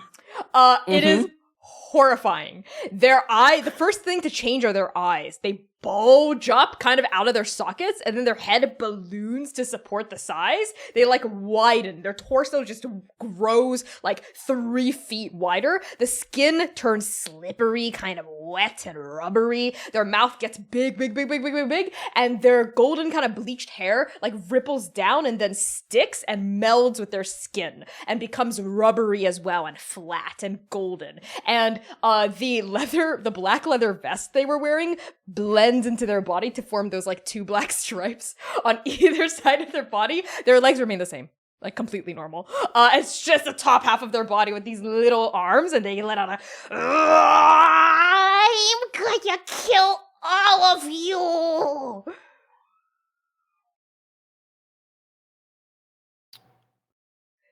Right. I'm Well- gonna grab you and squeeze the life out of your eyes. We will win! Victory shall be ours! We will feast upon the blood of our enemies! Okay. Okay. What did I think was gonna happen? What did I think was Well, Yep. I guess Ego, are you gonna do your thing, bro? That's what are you staying? Are you gonna broify or what do you call it? Dude, I have already broified. And Ego takes off running as fast as they can, like this muscular sprint. And I think every time they run, Clam like falls out of their pocket. Like Thank with every God. step, they leave like a little trail as they like head toward their territory. Mm-hmm. I think Yeah. with that, Temptress is going to and start to transform. The sleeves of her suit start to rip away as her arms develop leathery wings come out. Her fingers start to extend down as she makes these bat wings.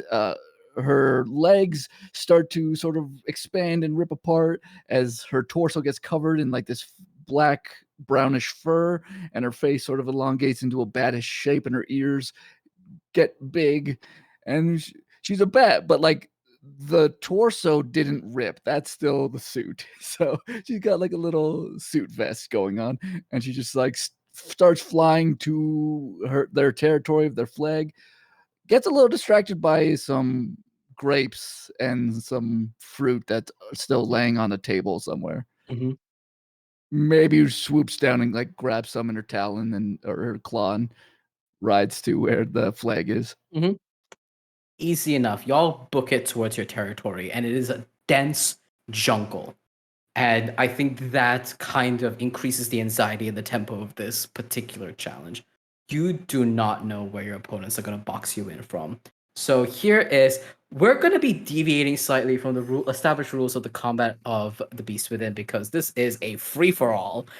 So I'm going to ask you all what your approach is here. Whether you're going to attempt to So instead, you can use your ability and stuff like that in collaboration with what you want to do. But I think you have three main options. The first option is enter someone else's territory to attempt to swipe stuff, defend your territory, or scout. I think those are our like three main options. But don't feel beholden to that. What would y'all like to do? I think with Temptress's ability for echolocation, she would be great to scout. Perfect. Wonderful. To use echolocation, I'm just gonna remember what my own rules for this are. Please make a gravitas check against adversity. Which is just what I happen to be the most proficient in. I was secretly hoping you'd take performer. 9. Yeah, 9. Actually. 9. That is a success. With you're all doing echolocation, I think you detect that there are 2 teams, or at least 2 members of other teams that are approaching your location, attempting to enter your territory. And you can ask me another question with echolocation since you have succeeded. In sensing that these people are coming, can I get a sense with the echolocation of, are there any people at their bases that they are, have they left their flags behind completely unharmed or discarded? I think they only have, like, these 2 teams have sent most of their forces towards your group and have only left 1 person in their territory each, defending their vast territory for the flags. Yeah. So I think Temptress will relay this information that we've got 2 teams coming. They've sending most of their forces, so it's going to be a heavy defense we need. But if 1 or more people do go out, we could probably get their flags pretty easily. I'm ready to hunt. Horsewhip. You wanna get him with the old frogmouth trap? Yeah, I bag him, you grab him. Wait, hold on. I grab him, you kill him. Yeah. Yeah. Ani is the reason why Swallow is not a tier 1 ability. You're right, and I fucked up my voice. Let me try that again. I grab him, you kill him.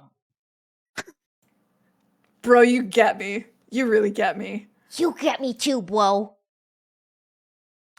So I will stay here and defend, I guess. We'll be back wickety split. So fast. The best defense is a good offense. There's nothing that could go wrong with having me be the defender. Okay, sure. Go have your thing. Nothing can go wrong. Connie, I was suggesting that a Horsewhip stay behind to defend, and I'll go get the flags. Oh, sure. You go get the flags. I'll stay here. I'll be the best fucking goalie there's ever been. I'm gonna go jump here. I'm gonna go jump here. I'll get them with my mouth. I'll get them with my tongue. I'll get them with my little claws. I'll get them with my belly. I'll kick them with the hoo-ha. What is a hoo-ha? I'll kick them with my hoo-ha. I don't want to know.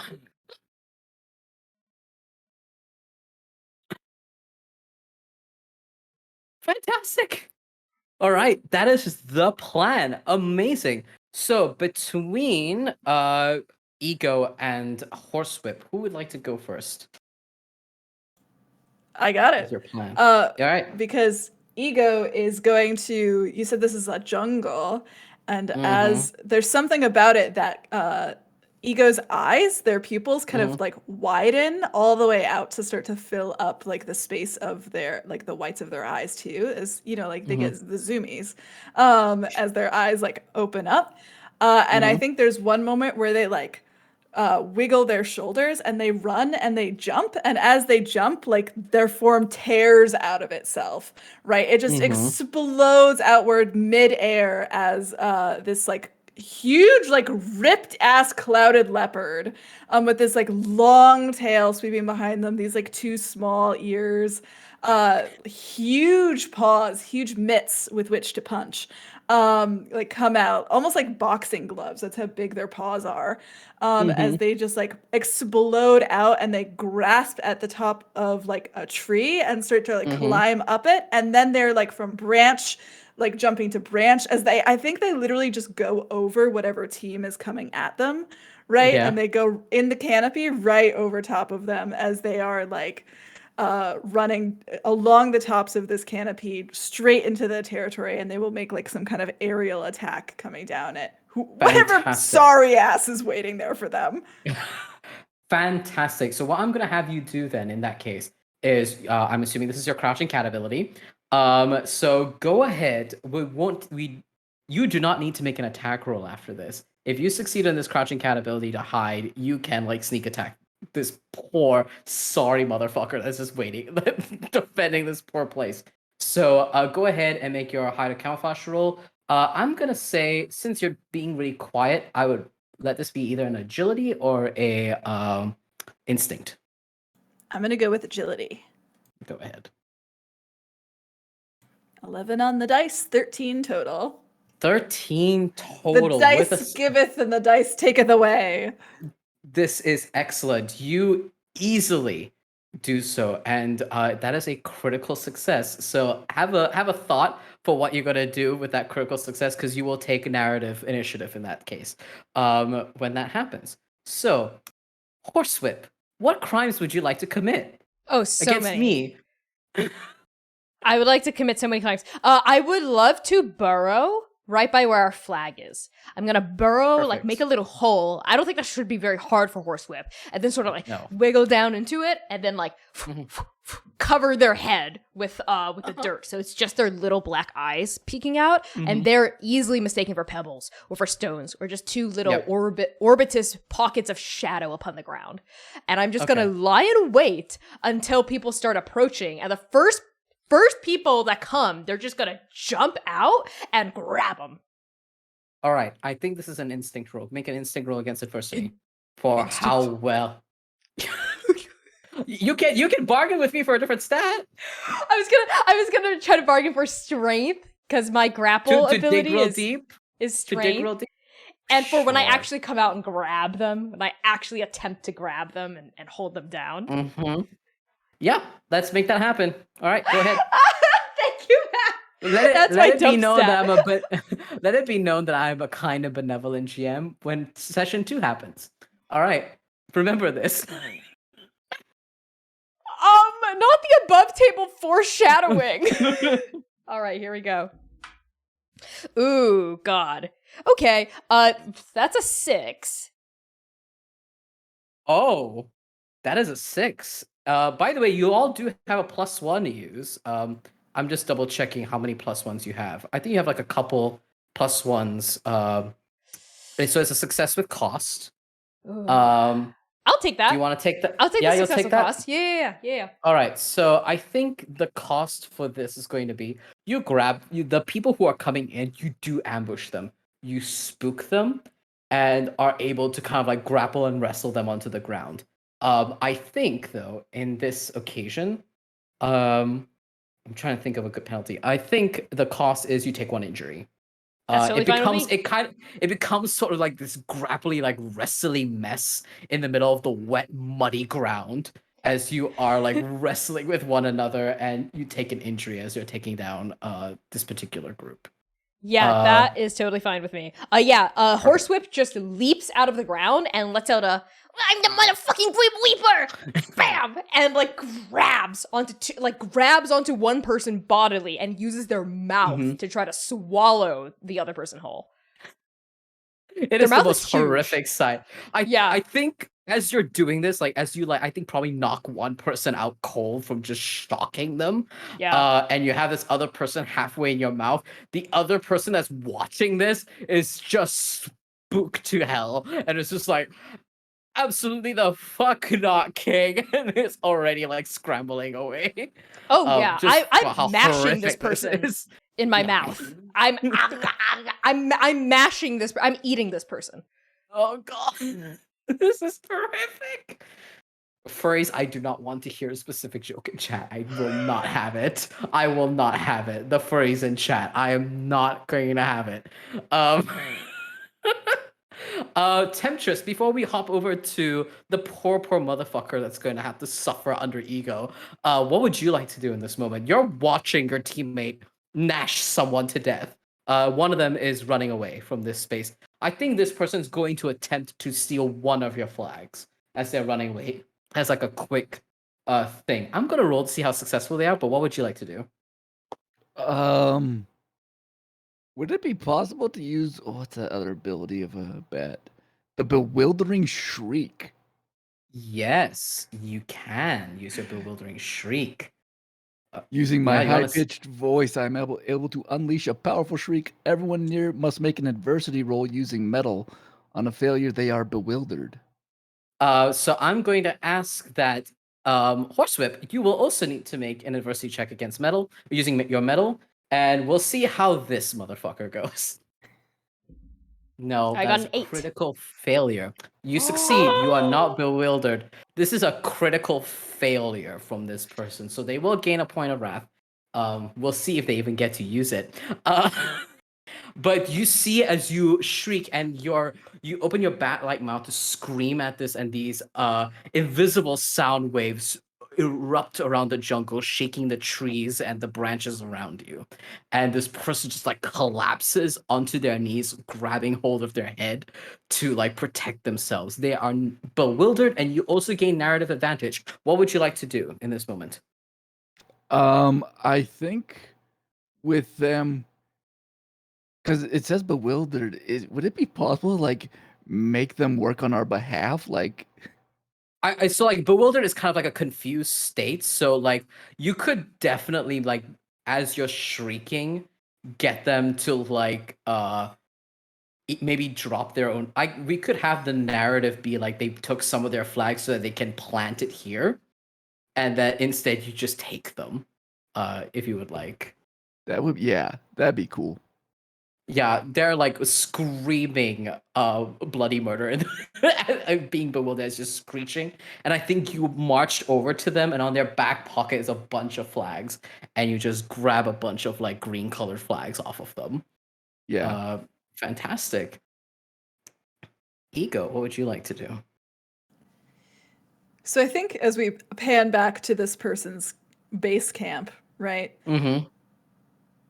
It's very quiet except for like the distant screams. Like there's a distant screech back from our camp, and then like the bewildered sound of like thrashing and mud being kicked up, chewing, roars, pitched wails coming from all around. But in this camp, it's quiet with the one person keeping guard over this single flag. And I think like we like pan around, you know what I mean, to like where their back is, and we see like the shadow go, right? And then like on whatever pedestal this flag is, suddenly like as the camera like pans back around, Ego is just there like leaning with one elbow on it, and they are like twirling the flag in between their fingers. And we see them reach into their pocket and put a clamshell on the pedestal where the flag was a second ago. And they like twirl the flag a little bit and they go, "Hey." So the person that's waiting here is just a talent beast archetype. So it's just a mole guy. So there's just this little mole guy with his big like claws. He's just like settled down, like looking around, and then you say hi, and every bit of fur stands on end as they hop and turn around and see you have their flag.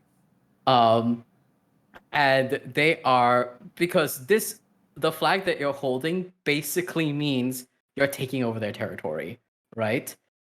So they will attempt to pocket sand you, uh, which is a talent ability. And we'll see if it succeeds. They might not. Wait, that's a D20. That's not the right. That's not the right one. They do The succeed. buff ass mole. This is a buff mole. It is. They rolled a 9 with their agility check. and you get a fistful of sand in your face. So you you currently blinded, better name pending, and basically what that means is you'll have to take a turn to kind of like clear your sight, or if you'd like to make any like response to this, it would be at disadvantage, at a penalty. So what would you like to do in this moment? You can also skedaddle. You have all their flags. Yeah, I think as like they're like, dude, seriously, what the hell? I was being hot. What the hell? As like all this, as all the sand, as I think they automatically just kind of like jump up, and I'd like to try to use my land on your feet ability.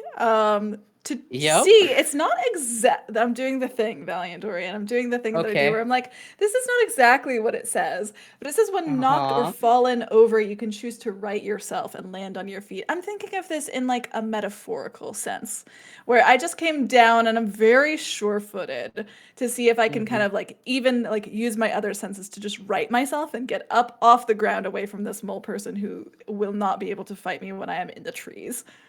Yeah. Yeah. You know what? Sure. Go ahead. Make me a metal check. Okay. 11 again. Fantastic. That is a critical success. You do so, you're able to like regain your stature and position up onto the trees. Advantageous position, but you also get narrative advantage. What would you like to do in this moment? Ooh. As he does like pocket sand, Yeah. is there a place that he like looks like to be like, oh, my buddies went this way, or like I know that there's a team that we're allied with over here, like kind of like a check on somebody who's nearby that Ego could then like go and scurry off toward. Yes. You see that as they pocket sanded you, they lift up what looks like a tiny whistle up to their lips, and it's about to blow it. What would you like to do? Clam! I'm gonna throw knock. With your crit success, you can pocket clam this mole. Absolutely. Pocket clam this mole. New sex move dropped.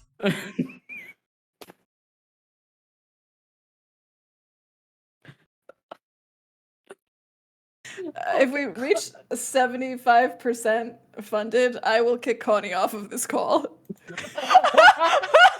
We're really close to that. We are really, We're really close. close to that. Easily, you pocket clam them. I think what happens is the tiniest toot comes out, but they fall and you prevent it from like resounding everywhere with that crit success, and you have their flags. And as this happens, you all hear a commentator's disembodied voice as they are speaking, as they go, and the Dark Horse team has claimed yet another territory. They have taken over 3 teams' territories. They're currently the largest area covered in this Capture the Flag. What an amazing turnout. Heart of the Dragon, what do you think of this group's chances leading into the finals today? It's always nice to see young blood coming here and competing for the highest of honors here in the Dragon's Gambit. And I can't wait to see how they'll be able to withstand some of the other challenges we have going on. And as soon as they say that, the arena changes. This Ego, as you're standing, are you on the ground or are you on the tree? In the tree. On this point, probably like mid-step, like down Yeah. the tree bark. You feel and all of you actually in your respective positions hear a mechanical whirring as Ego, your tree moves lower. Some parts of the ground move and shift upwards. And you see for Temptress and Horsewhip, you see the land like as if they're fit on a hexagonal map, swap and move between one another as the territory begins shifting. to reflect I'm the number of teams here.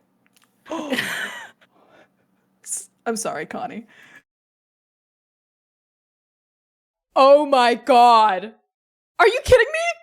I am producing this stream. I was God, Connie was our. Yeah, that's right. I was your producer. Did you forget?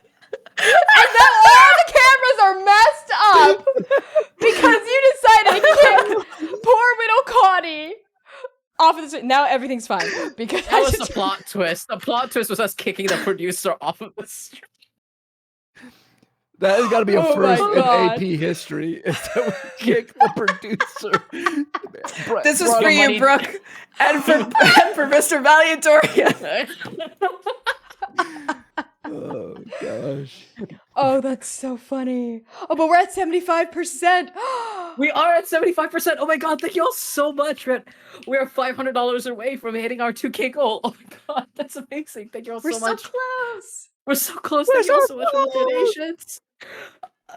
Holy shit, that was a $50, I believe, that just happened. And that means hold on, I'm trying to remember what $50 means. As an on my X own appears. Wild hand. X appears. Oh, Wild fantastic. X appears. Oh, fantastic. That works perfectly. The land shifts. These hexagonal patterns, like tiles beneath you, and you see it now, the shapes. And even the water shifts underneath them to form new rivers, new spaces between. This whole island is a machine. This is not a real island, is what comes to all of your minds. I can't go back in the fish tank. I can't go back in the fish tank. No, no. And Me Horsewhip. traumatizing Horsewhip. Yeah, because they're getting flashbacks to when a huge hand would come into their perfect jungle and pick up the tree and move it somewhere, or pick up the big fallen log and place it elsewhere, or pick up the lake and dump the water out of the lake and put new water in the lake. And they're going, no, no, no, no, no, no. Gah! And they're trying to dig. They're trying to dig away. Yep. They're trying to dig as deep as they can go. Yep, you dig, and I think you're digging furiously, and I think you would, Temptress as well, would realize, like, this is real soil, and it probably gets really deep before you hit the metal bit of this. So you're digging, you're looking for safety, and as the land shifts, the commentator says once more, and now we have the final 2 teams. And all of you shift. There's a river between you, gurgling. And if it were not for the circumstances, it is a beautiful little bit of scenery. It is the jungles open up to almost like a clearing. There's a bit of space, almost like an arena. And you see your territory with all of your flags. Ego, you're now back with your team as you've been shifted and shuffled towards them. And you see on the other side your exes. Each and every one of them. Except one. The 3 of you versus 3 of them, because one of your members is off doing something and one of their members is doing something. So, describe to me who your exes are, what they mean to you, and what do they look like. Who would like to go first? Go ahead. I have something. I inadvertently traumatized you, and now I'm like, wow, I guess I'm traumatizing you again. Whoa. So Horsewhip is trying to dig, doesn't know that there's a bottom here of steel, and that's when the land shifts and they can like sense running water. So that's always been like a safe thing for them. So they pause as the dirt collapses on top of their head a little bit, and then they poke their big frog head up out of the dirt, and their big bulbous black eyes swivel around and focus on Steve. Steve was Horsewhip's, I suppose, pet caretaker back when Horsewhip was just a tomato frog. Kept Horsewhip in a 20-gallon horizontal tank, vivarium, It was beautiful. There were all kinds of hides, a fresh cocoa fiber that, he dutifully replaced every 3 months, various sources of clean water for Horsewhip to soak in and drink in and take in nutrients from, and every day would feed Horsewhip delicious fresh bugs, many of which were dusted with special powders and calciums. And there Steve is. I think Steve is this East Asian guy in like human form with this kind of like short black hair that has like a ponytail in the back. He's like a little bit of like a gym bro, I think. I'm just describing DM Steve from the Twitter sphere. Special mention, DM Steve. We love you, Steve. This is completely unintentional. But a cousin to Steve, also called Steve, perhaps. But he's a really sweet, like, gym bro who took care of his frog, who really liked his frog, and, like, treated Horsewhip like Horsewhip owned the whole world. And then one day Horsewhip woke up in the vivarium, legs out, arms out, hair out, just as like a full-grown man person in the tank. There was a moment where Steve opened the door to feed him, and there was a moment where Horsewhip went, huh? And Steve went, who are you? And Horsewhip let out a ribbit, and jumped out of the tank, shattering it up, smashed through a window, and ran on all fours. He was completely naked, by the way. Ran on all fours into like the nearby forest. And Steve is also a Therianthrope, of course. But Val, I'll let you decide what kind of Therianthrope he is. Fantastic. I think, I think Steve is a you know what? Because they sound so sweet and wonderful. Let's have a I can't pronounce my own archetype. A leopard. They are a hare werebeast. And you see that Steve has not transformed yet. And it's just staring at you wide-eyed, in shock that you are here, because there was so many of the contestants. And he just stares at you. Steve? Horsewhip? All right, Temptress. So standing across away from Temptress, there is an individual who is, we'll just go like dressed very similarly to how Temptress usually is, except whereas Temptress is in black and some red trim and such, this person is in a lot of white and maybe like some light pink.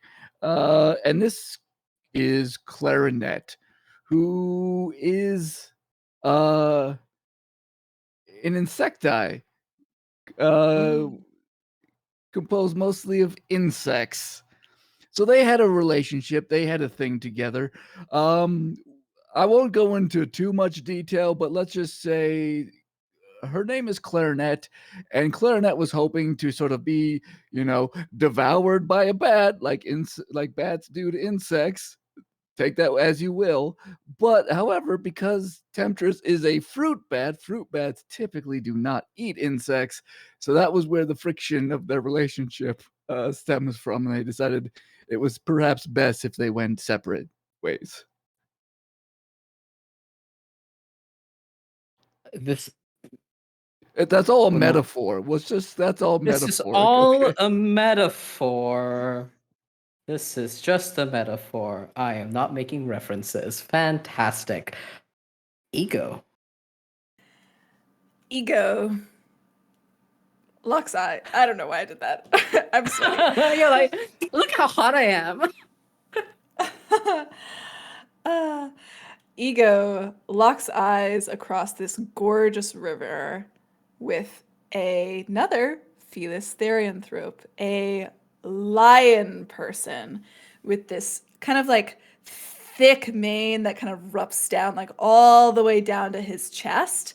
And he's quite tall, quite broad as well, looks strong, but seems to be armed with several books and medical equipment. And he has a pair of very tiny gold spectacles kind of like on the bridge of his nose. He's very much maybe like kind of like underneath the like big ruff of fur, there's like a sweater. You know what I mean? Like kind of like a knit sweater. Um, he's yes, hotline alert. He's got like this kind of like grizzled scar above his eyebrow, but also this like not like a very like intelligent face, a kind of like very can like almost see through you. And in that way, like his gaze is very sharp and very focused as Ego kind of like as like the memories go flashing by of all the times that Colt, his name is Colt, that Colt admonished them for not thinking before they acted, for being impulsive, for being brash, for being too loud while he was trying to study for his medical science degrees, while he had midterms and a real future. Ego, I want a real future, not some child's idea of what the future could be. I want you to grow up or we can't really be together. As the memory really just kind of like plays real quick in Ego's face, and they grit their teeth, and a small like snarl starts to curl in the corner of their mouth as they lock eyes with Colt across the river. As you three are eyeing the X's on the other side of this river, you hear the commentator yell out an announcement from the tournament committee. A change of rules for the capture the flag will now be capture the flag or immediate elimination. Whomever defeats your opponents or captures all of their territories first wins this round of the tournament and be brought into the finals to challenge Million the champion for the right of the grand prize. And as the the commentator announcement shuts, the camera pans towards the committee who are chuckling and giggling amongst themselves. Oh, that is so exciting! We can just up the pace here. It's so boring to watch therianthropes just chase after flags. Let's have some real blood today. And they're all like giggling and laughing. Bets are being placed now that you're the odds have now increased. Temptress, you're gonna get a nice payout from this if y'all succeed. And you see Hara the dragon, who I think I neglected to describe up to this point. And I kind of like to think that they were just shrouded by the limelight and the spotlight, so you couldn't really see them until now in this moment.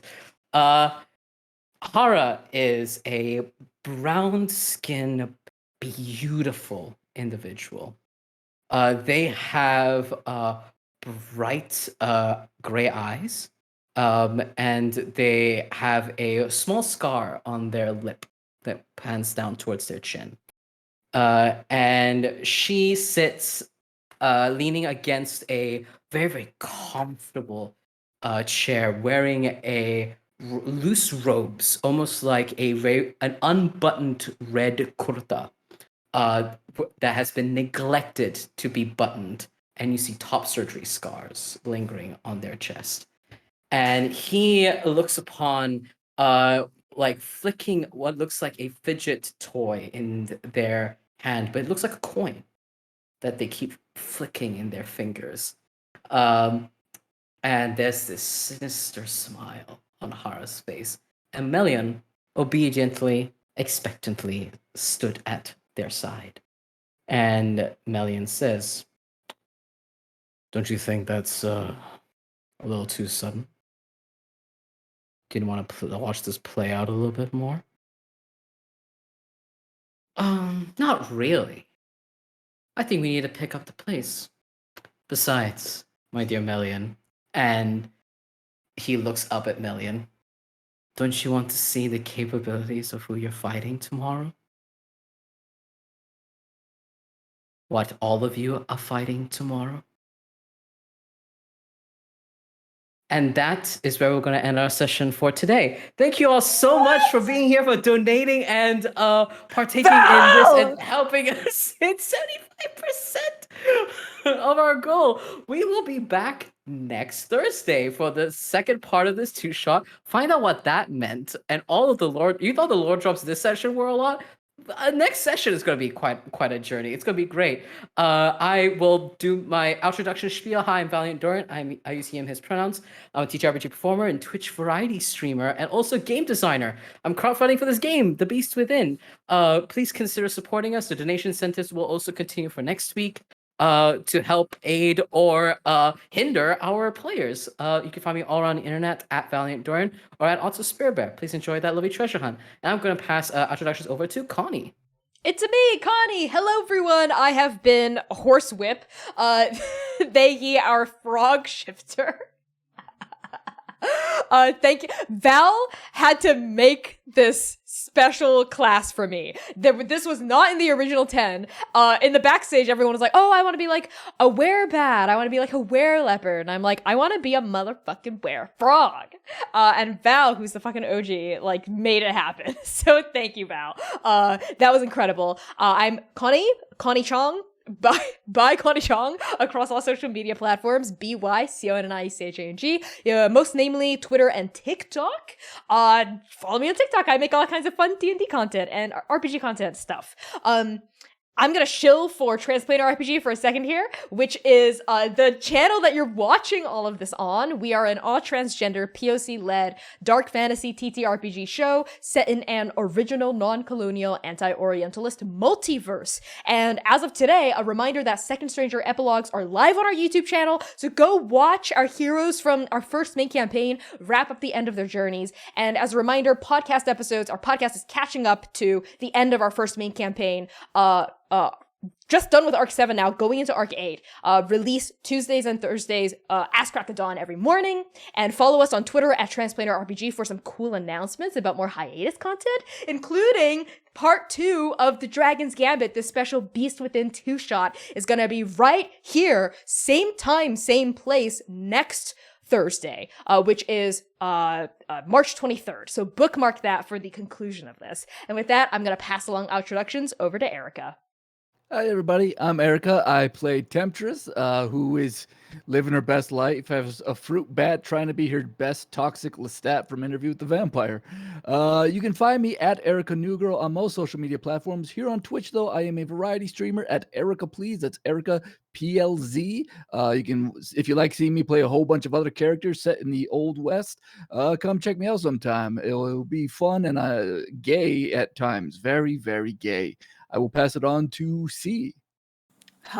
Speaking of gay, hello everyone, my name is C. I use they, them pronouns. Tonight I played your clouded leopard with a canonically fat ass. Ego. You can find me making very trans, very gay on the internet.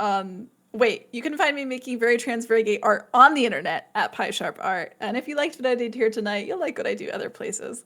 Thank you so much, Val, for being such an incredible facilitator. I am so glad we hit 75% funded.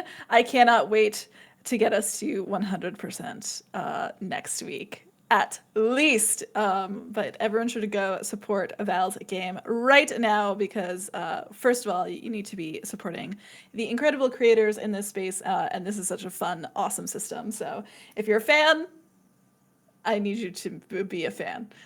Show Val that you're a fan. Show me that you're a fan. I don't know. I'm on one. I'm too hyped up. I have too much fun with the system. So that's me. That's all that I've got to say. I don't think I have any announcements. After this, I'll probably be like, damn it, I had something more to say, but now I don't. So Val, it's all you. It's all me. We're going to be rating someone pretty cool, I believe. We're going to be rating the incredible Pleasantly Twisted with all of us. So please use rate message in chat. Sorry, my Discord freaked out for a second. That's fine. And show that transplayer plane shifting into their stream. Thank you all so much. We will see you next week. Should I say the word? I'll say the phrase. Spijo bijo. Spijo, Pijo. Bijou, bijou, Bijou, bijou. wahoo!